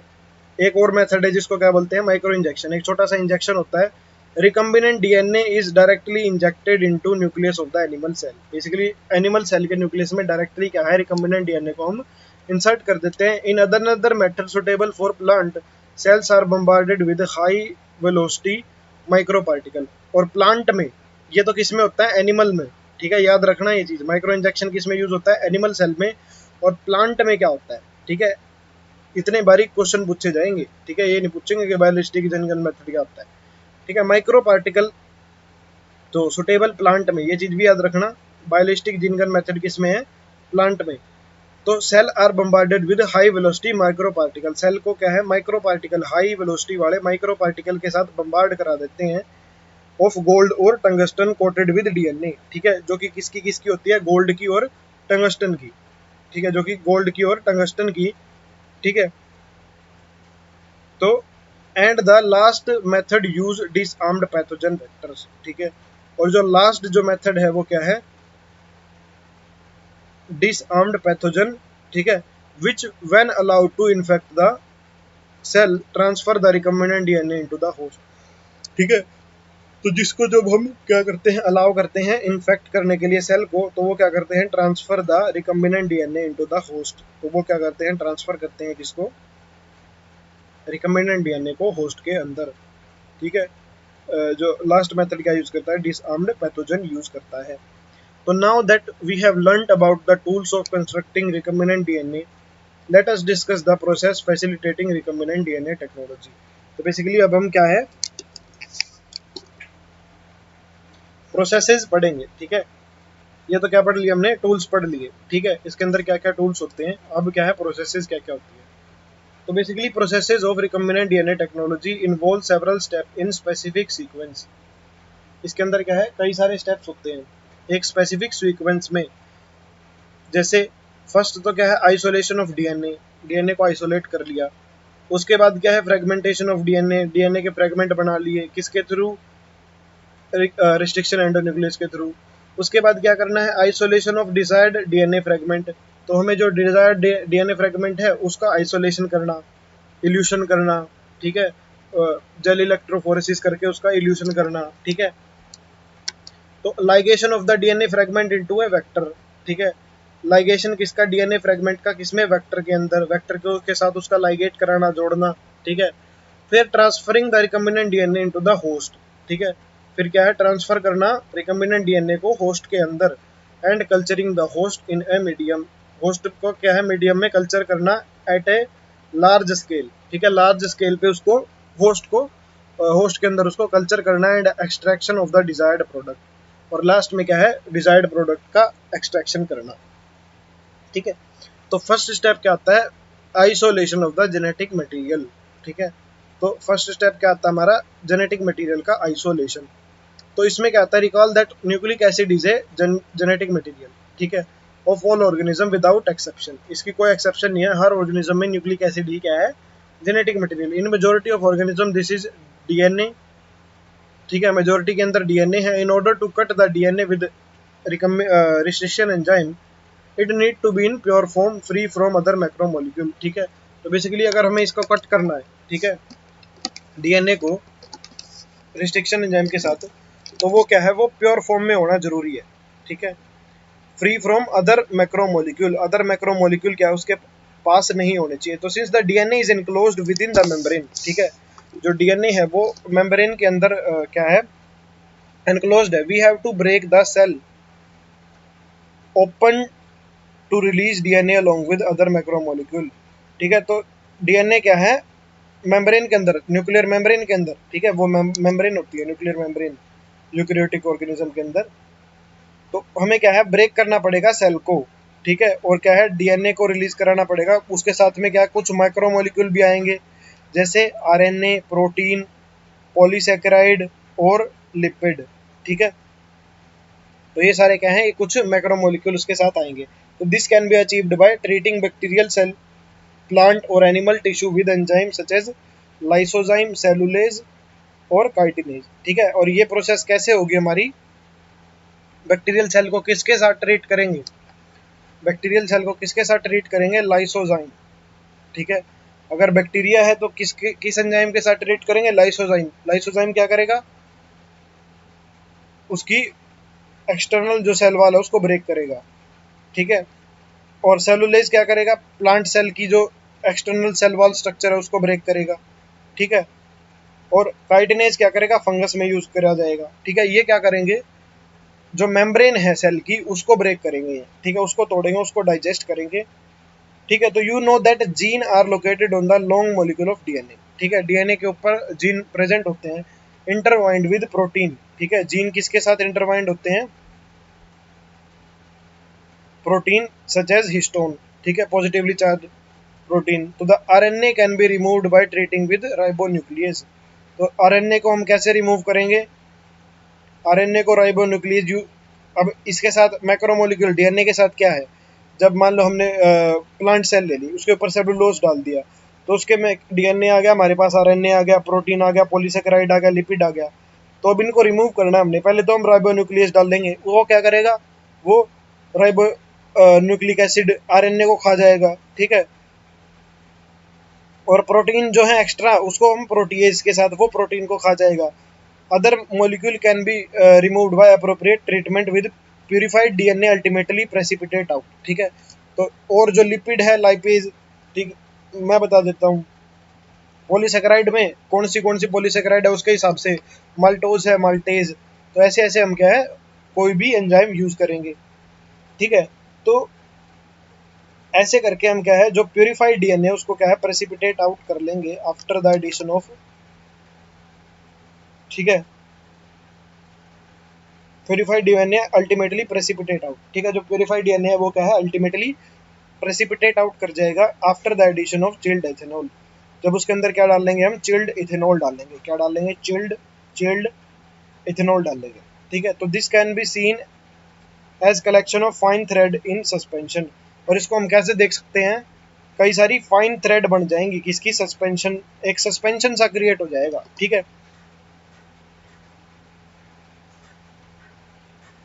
ठीक है, उसके बाद आता है, ये देखो ये क्या है, इसको जो चिल्ड इथेनॉल के साथ हम ट्रीट करते हैं इसको क्या बोलते हैं, इसको स्पूलिंग बोलते हैं। तो बेसिकली ये देखो ये क्या है, इसमें डीएनए को सेपरेट कर रहे हैं स्पूलिंग के थ्रू, बेसिकली ऐसे इसको डीएनए को बाहर निकाल रहे हैं। ठीक है, उसके बाद आता है cutting of DNA at specific location. DNA को कट करते हैं एट अ स्पेसिफिक लोकेशन। तो restriction enzyme digestion are performed by incubating purified DNA. ठीक है, प्योरीफाइड डीएनए को इनक्यूबेट करते हैं हम विद रिस्ट्रिक्शन एंजाइम। ठीक है, प्योरीफाइड को डीएनए को क्या है, इनक्यूबेट करते हैं with restriction enzyme at the optimal condition for that specific enzyme. ठीक है, एक ऑप्टिमल कंडीशन के अंदर जो उस एंजाइम को रिक्वायर्ड है। तो agarose gel electrophoresis is employed to check the progression of restriction enzyme digestion. तो अगर हमें क्या है, उसका जो प्रोग्रेशन चेक करना है तो हम क्या यूज करेंगे, एग्रोस जेल इलेक्ट्रोफोरेसिस। ठीक है, तो DNA is negatively charge molecule, hence it move towards positive electrode. ठीक है, क्योंकि नेगेटिवली चार्ज है तो ये एनोड की तरफ मूव करेगा। तो the process is repeated with vector DNA also. ठीक है, सेम प्रोसेस वेक्टर डीएनए के साथ भी होगी। ठीक है, और सोर्स डीएनए के साथ भी होगी। तो the joining of DNA involve several processes. तो जो डीएनए की ज्वाइनिंग है, ठीक है, सोर्स डीएनए की और वेक्टर डीएनए की, उसके अंदर क्या है, कई सारी सेवरल प्रोसेसेस है। After having cut the source DNA as well as the vector DNA with a specific restriction enzyme, ठीक है, एक स्पेसिफिक रिस्ट्रिक्शन एंजाइम के साथ कट करने के बाद, ठीक है, the cutout gene of interest from the source DNA and the cut vector with space are mixed and ligase is added। तो जो जीन ऑफ इंटरेस्ट और जो सोर्स डीएनए और जो वेक्टर है उसको क्या कर देंगे, हम मिक्स कर देंगे और उसके अंदर लाइगेज डाल देंगे, ठीक है। This result in preparation of recombinant DNA, और इससे क्या है, हमारा रिकम्बिनेंट डीएनए बन जाएगा, ठीक है। तो अब उस रिकम्बिनेंट डीएनए का आगे करना क्या है, उसके बाद आती है हमारे पास amplification of gene of interest using PCR. तो अब जो डीएनए रिकम्बिनेंट डीएनए आ गया उसको हम एम्पलीफाई करेंगे, उसका क्या है, हम एम्पलीफिकेशन करेंगे, उसके कई सारी कॉपीज बनाएंगे, ठीक है। उसकी क्या करेंगे, कई सारी कॉपीज बनाएंगे। तो उसके अंदर क्या प्रोसेस होगी, हमारी पीसीआर होगी, पॉलीमरेज चेन रिएक्शन। क्या PCR stand for polymerase chain reaction. तो basically in this reaction multiple copies of the gene of interest is synthesised in vitro.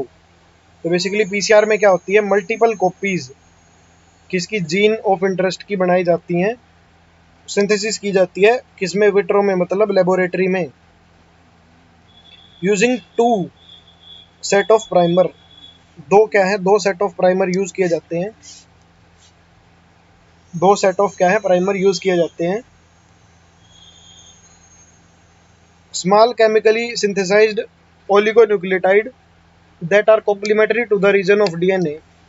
Small chemically synthesized oligonucleotide, जो स्मॉल केमिकली सिंथेसाइज्ड क्या है, oligonucleotide that are complementary to the region of DNA and the enzyme DNA polymerase।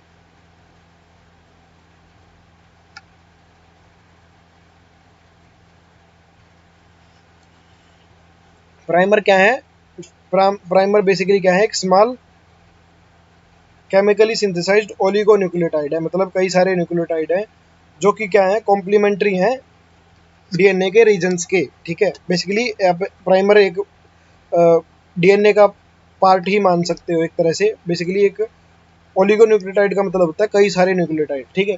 और दो set of primer होते हैं और एक क्या होता है, एक एंजाइम डीएनए पॉलीमरेज होता है साथ में, ठीक है। दो सेट ऑफ प्राइमर, ठीक है, दो प्राइमर चाहिए हमें सिंथेसिस के लिए और एक क्या चाहिए हमें, एक पॉलीमरेज चाहिए।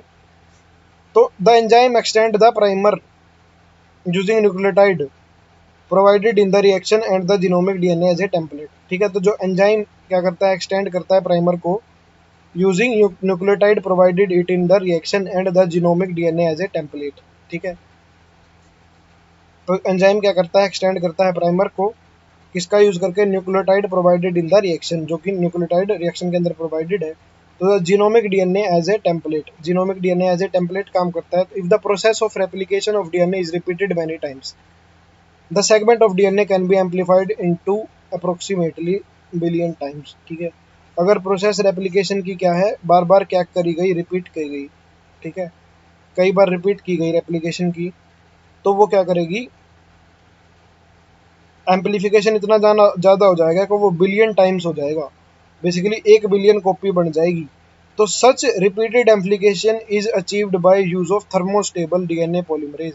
और इतनी रिपीटेड जो है डीएनए एम्पलीफिकेशन किसके द्वारा अचीव की जाती है, एक थर्मोस्टेबल, मतलब जो टेम्परेचर पे स्टेबल है, हाई टेम्परेचर पे डीएनए पॉलीमरेज, ठीक है। Isolated from thermos aquaticus, basically कहाँ से आइसोलेटेड है वो, बैक्टीरियम थर्मस एक्वाटिकस। थर्मस एक्वाटिस क्या है, एक बैक्टीरिया है। तो which remain active during high temperature induced denaturation of the double stranded.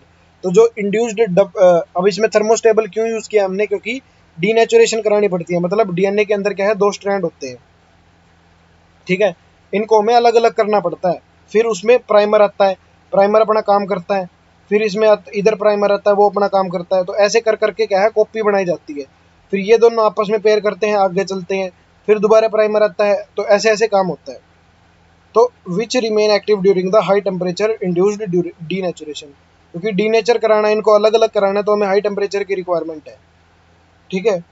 तो फिर इसीलिए हमें क्या है, डीएनए पॉलीमरेज कौन सा यूज करना पड़ता है, थर्मस एक्वेटिकस वाला, ठीक है। तो the amplified fragment if desired can now be use to ligate with vector for the further cloning. तो जो एम्पलीफाइड फ्रेगमेंट है उसको क्या हम आगे यूज कर सकते हैं लाइगेट करने के लिए वेक्टर को फर्दर क्लोनिंग के लिए, ठीक है।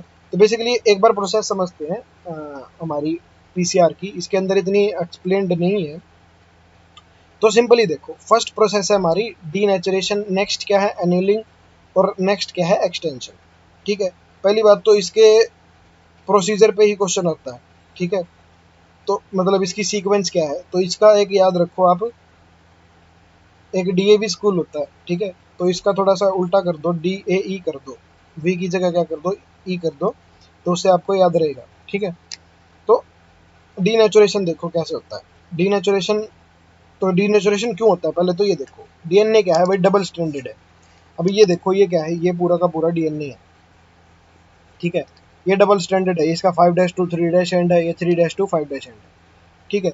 ये रेड रेड जो आपको दिख रहा है, ये क्या है, इसके अंदर पेयरिंग हो रखी है, मतलब ये एक स्टेबल मॉलिक्यूल है, ठीक है। अब ये क्यों सेपरेट करेगा, जब ये स्टेबल है, इसके अंदर तो पेयरिंग हो रही है, इसके अंदर तो कॉम्प्लीमेंट्री बेस्ड पेयरिंग हो रही है, तो ये क्यों सेपरेट करेगा।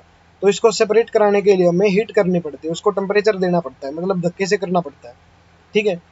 तो हीट करने के बाद क्या है, फिर इसके अंदर हमें प्राइमर, मैंने बताया था ऊपर, दो दो सेट ऑफ प्राइमर, कितने, 2 सेट ऑफ प्राइमर की रिक्वायरमेंट है। और ये क्या होते हैं, स्मॉल ओलिगोन्यूक्लियोटाइड होते हैं, बेसिकली डीएनए की तरह ही एक न्यूक्लियोटाइड होते हैं ये।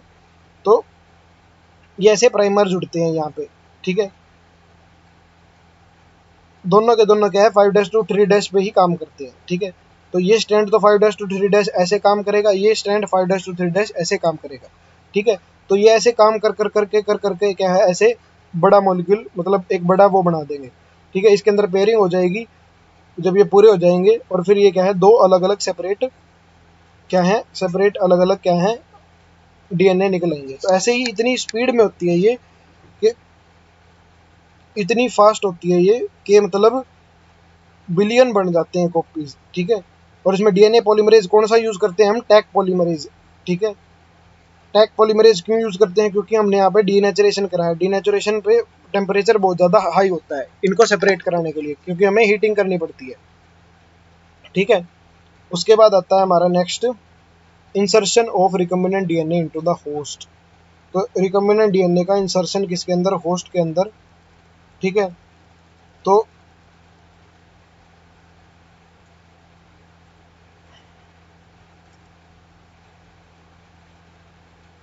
देर are several method of introduction of ligated DNA into the recipient, ठीक है। तो recipient cell after making them competent to receive take up DNA present in its surrounding.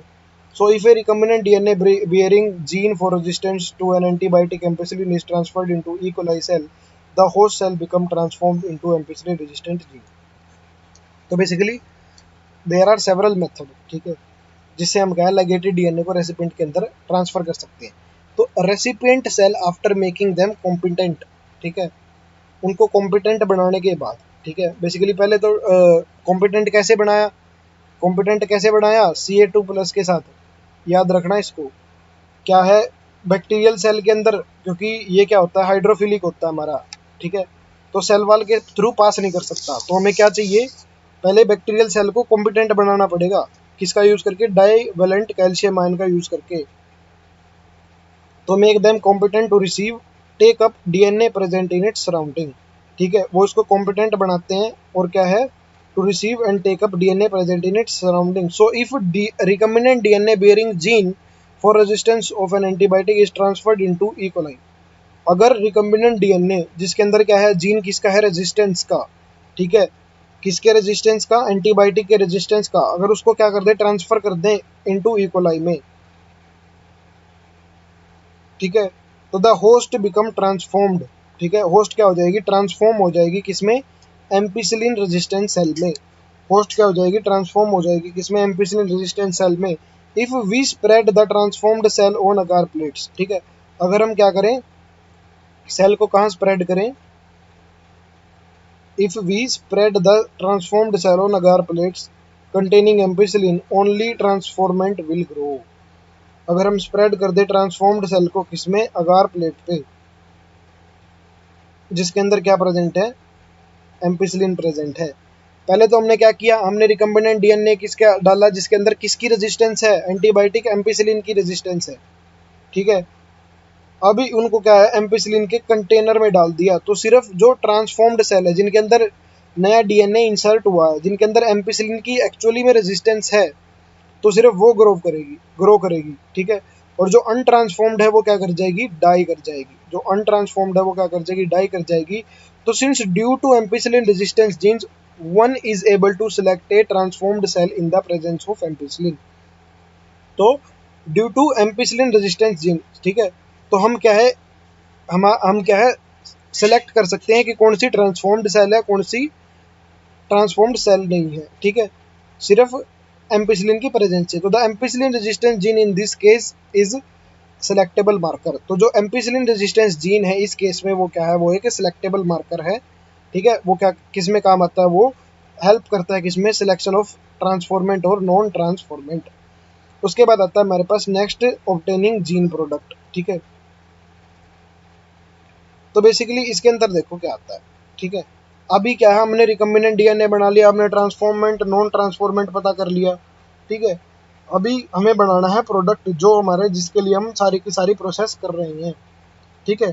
तो इसमें देखो, तो when you insert a piece of alien DNA, जब हम क्या है, एक piece of alien DNA insert करते हैं किसी भी क्लोनिंग वेक्टर के अंदर, और उसको क्या करते हैं, ट्रांसफर करते हैं किसके अंदर, बैक्टीरियल, प्लांट और एनिमल सेल के अंदर, तो the alien DNA get multiplied, alien DNA multiply करता है। In almost all recombinant DNA technology the ultimate aim to produce desired protein, ठीक है। कोई भी प्रोसेस है, ठीक है, उनके अंदर हमारा मेन एम क्या है, हमें डिजायरेबल प्रोटीन प्रोड्यूस करवाना है। हम डीएनए के अंदर क्यों चेंज करा रही है, ताकि डीएनए क्या करे, ऐसा एमआरएनए बनाए, ठीक है, ठीक है, जो कि क्या करे, हमारा डिजायर्ड जो प्रोटीन है, जो डिजायर्ड चीज है वो बनाए। Hence there is a need for the recombinant DNA to be expressed. तो रिकम्बिनेंट डीएनए का एक्सप्रेशन बहुत जरूरी है। कोई भी चीज मैंने बताई थी, डीएनए आरएनए कैसे एक्सप्रेस करते हैं, प्रोटीन फॉर्मेशन से, तो वो एक्सप्रेस करना बहुत जरूरी है, ठीक है।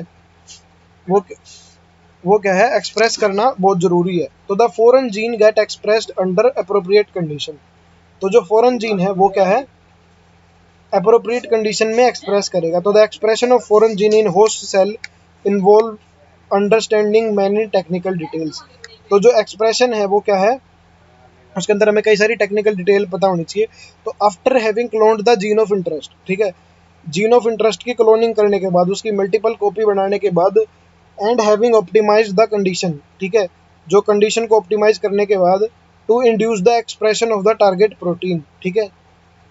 एंड हैविंग ऑप्टिमाइज्ड क्या है, condition to induce the expression, क्या इंड्यूस करना है, एक्सप्रेशन किसका, टारगेट प्रोटीन का। तो one has to consider producing it on large scale, ठीक है, तो उसको हमें क्या है, एक लार्ज स्केल पे प्रोड्यूस करना है। तो one has to consider the producing it on large scale. Can you think of any reason why there is a need for large scale production, हमें लार्ज स्केल पे ही क्यों करना है। तो if any protein encoding gene is expressed in heterologous host, ठीक है, अगर कोई प्रोटीन कोड करता है, ठीक है, उसको हम एक हेटेरोलोगस होस्ट के अंदर करते हैं, ठीक है, एक्सप्रेस करवाते हैं, it is called as recombinant protein, ठीक है। तो the cell harbouring cloned gene of interest may be grown on a small scale in the laboratory.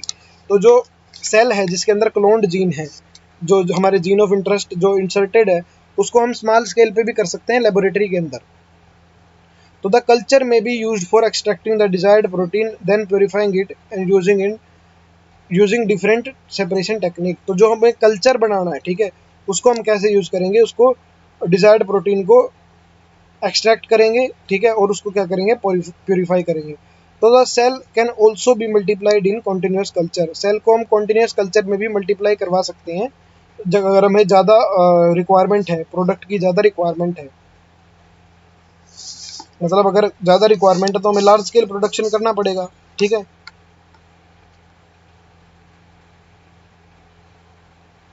तो system where in the used medium is drained out from one side and fresh medium is added to the other side to maintain the cell in their physiological most active log exponential phase.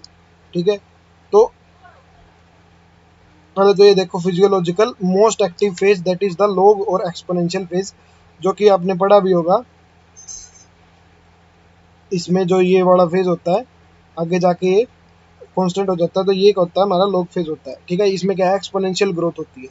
तो ये इसमें क्या बताया continuous culture में कैसे होता है। Continuous culture में जैसे एक कंटेनर है, इसके अंदर क्या है हम इसके अंदर हम डाल रहे हैं हमारा रिएक्टेंट मान लो, या मान लो जो हमें फ्रेश मीडियम। ठीक है, और यहाँ से क्या हमारा हमारा रिक्वायर्ड जो हमें क्या चाहिए, जो बोलते हैं जिसको यूज्ड, क्या बोलते हैं continuous variant, the used medium is drained out. तो जो यूज्ड मीडियम है, जो रिक्वायर्ड मीडियम है, वो इधर से निकलता रहेगा, इधर से फ्रेश मीडियम डलता रहेगा। तो प्रोसेस क्या है कॉन्टिन्यूस होगी। इसको क्या बोलते हैं, इसको कॉन्टिन्यूस कल्चर बोलते हैं। तो this type of culturing method produce a large biomass. ठीक है, ये क्या प्रोड्यूस करते हैं, लार्ज बायोमास प्रोड्यूस करते हैं, leading to higher yield of desired protein. अगर हमें डिजायर्ड प्रोटीन हाई यील्ड में चाहिए तो इनका यूज करते हैं। तो small volume culture can not yield appreciable quantity of product. अगर हमें स्मॉल वॉल्यूम के कल्चर करने हैं तो वो क्या है अप्रिशिएबल अमाउंट क्या है क्वांटिटी का प्रोडक्ट का नहीं बना सकते।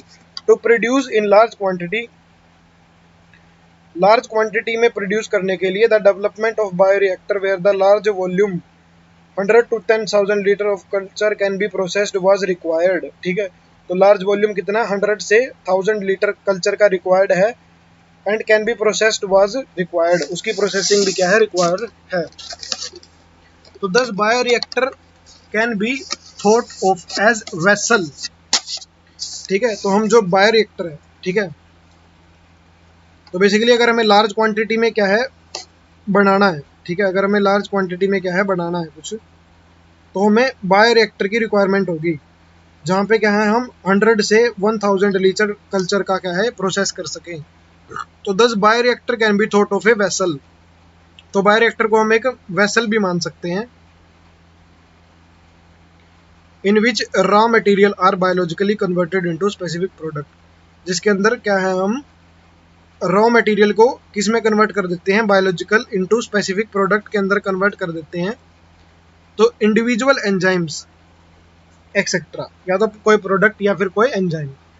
तो यूजिंग माइक्रोबियल प्लांट एनिमल और human cell a bioreactor provide the optimal condition for achieving the desired product by providing optimum growth condition. तो बेसिकली एक बायोरिएक्टर क्या करता है, ठीक है, एक बायोरिएक्टर एक ऑप्टिमल कंडीशन प्रोवाइड करता है। क्या करता है, एक ऑप्टिमल कंडीशन प्रोवाइड करता है for achieving desired product by providing optimum growth. ठीक है, बाय क्या कैसे करता है, bye achieving desired product for bye providing optimum growth condition. Optimum growth condition में क्या क्या आती है हमारी, ऑप्टिमम ग्रोथ कंडीशन में हमारी आती है temperature, pH, substrate, salt, vitamin और ऑक्सीजन। तो बेसिकली ये क्या है ऑप्टिमम ग्रोथ कंडीशन में आती है, जो कि क्या है ऑप्टिमम ग्रोथ प्रोवाइड करती है। तो the most commonly used bioreactor are steering type. ठीक है, बेसिकली मोस्ट कॉमनली कौन से बायोरिएक्टर यूज होते हैं, स्टीयरिंग टाइप। तो मोस्ट कॉमनली कौन से हैं, स्टीयरिंग टाइप के बायोरिएक्टर है इन फिगर 11.7। ठीक है, तो बेसिकली इसमें क्या है, ए तो क्या है सिंपल स्टीयर्ड है, और बी क्या है स्पार्क्ड स्टीयर्ड टैंक। ठीक है, through which sterile air bubble are sparked. ठीक है, तो ये तो सिंपल वाला है, ठीक है, जिसके अंदर क्या है मोटर लगी है, फोम ब्रेकर है। ठीक है, फोम ब्रेकर ये क्या है फ्लैट ब्लेड इम्पेलर है। ठीक है, ये क्या है कल्चर ब्रोथ। ठीक है, इधर से स्टीराइल एयर निकलती है, इससे स्टीम ऑफ स्टेरिलाइजेशन है। ठीक है, इधर क्या है एसिड बेस पीएच कंट्रोल है। ठीक है, इसमें क्या है, इसके अंदर क्या है स्पार्क्ड वाले के अंदर क्या है,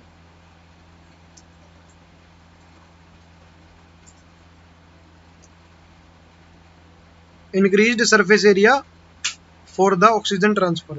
बेसिकली इसके अंदर क्या है सरफेस एरिया इंक्रीज्ड है ऑक्सीजन के ट्रांसफर के लिए, और ये क्या है गैस एंटरटेनमेंट है। तो bubble dramatically increase the oxygen transfer area. तो जो बबल्स इसके अंदर जो बनते हैं वो क्या है, वो क्या इंक्रीज कर देते हैं, वो ऑक्सीजन का ट्रांसफर एरिया इंक्रीज कर देते हैं। ठीक है, तो a stirred tank reactor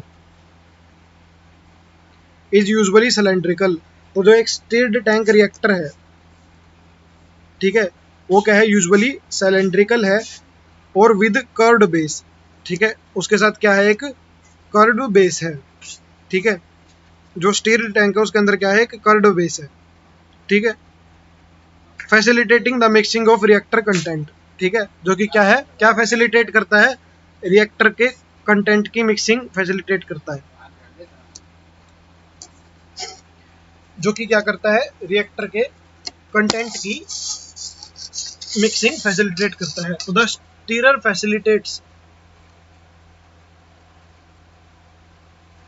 stirrer facilitate even mixing of oxygen and oxygen availability through out the bioreactor. और जो स्टीरर वाला है वो क्या है, वो मिक्सिंग किसकी, ऑक्सीजन अवेलेबिलिटी का भी क्या है, ध्यान रखता है पूरे के पूरे बायोरिएक्टर के अंदर। Alternatively air can be bubbled through the reactor, और अल्टरनेटिवली क्या है, हम एयर भी क्या है, बबल कर सकते हैं किसके अंदर, रिएक्टर के अंदर। तो if you look at this figure closely you will see that bioreactor have an agitator system. इसके अंदर क्या है, एक एजिटेटर सिस्टम है, एन ऑक्सीजन डिलीवरी सिस्टम, एक ऑक्सीजन का डिलीवरी सिस्टम है, एंड फोम कंट्रोल सिस्टम, एक फोम कंट्रोल सिस्टम भी है, और एक temperature control system, pH control system, और एक sampling port, so that small volume of culture can be withdrawn periodically. तो इन प्रोसेसेस के अंदर क्या होता है कि हम स्मॉल कल्चर क्या है, स्मॉल वॉल्यूम कल्चर का पीरियोडिकली क्या है, उसको निकाल सके, ठीक है। तो नेक्स्ट आती है हमारे पास last process, that is the downstreaming process, basically packaging of the gene product. अब उस प्रोडक्ट को पैकेज करके बेचना है। तो after completion of biosynthetic phase, ठीक है, the product has to be subjected through series of process, ठीक है, उसको कई सारी प्रोसेसेस के थ्रू पास करना पड़ता है before it ready for marketing as a finish. The process include separation, purification, ठीक है, which are collectively called as down streaming. तो बेसिकली डाउन स्ट्रीमिंग प्रोसेस को कलेक्टिवली क्या क्या होती है, वो सेपरेशन और प्यूरिफिकेशन, ठीक है, मतलब प्रोडक्ट का क्या है, सेपरेशन करना, उसका प्यूरिफिकेशन करना। तो the product has to be formulated with suitable preservative. तो जो प्रोडक्ट है उसको क्या है, उसके अंदर क्या है, सुटेबल प्रिजर्वेटिव डालना, ठीक है, such as formulation has undergone through clinical trials as in case of drugs, ठीक है, और कई सारे ट्रायल्स करवाना, ठीक है, क्लिनिकल ड्रग्स के केसेस में। स्ट्रिक्ट क्वालिटी कंट्रोल, ठीक है, जैसे कोरोना की वैक्सीन है, उसके कई सारे ट्रायल्स हुए थे उसको इंट्रोड्यूस कराने से पहले, तो स्ट्रिक्ट क्वालिटी कंट्रोल टेस्टिंग, ठीक है। तो ये सारी क्या है, प्रोसेसेस है। तो down streaming processing and quality control testing very from product to product. तो ये प्रोडक्ट के ऊपर डिपेंड करती है कि उसकी प्रोसेसिंग और उसकी क्वालिटी कंट्रोल कैसे करना है।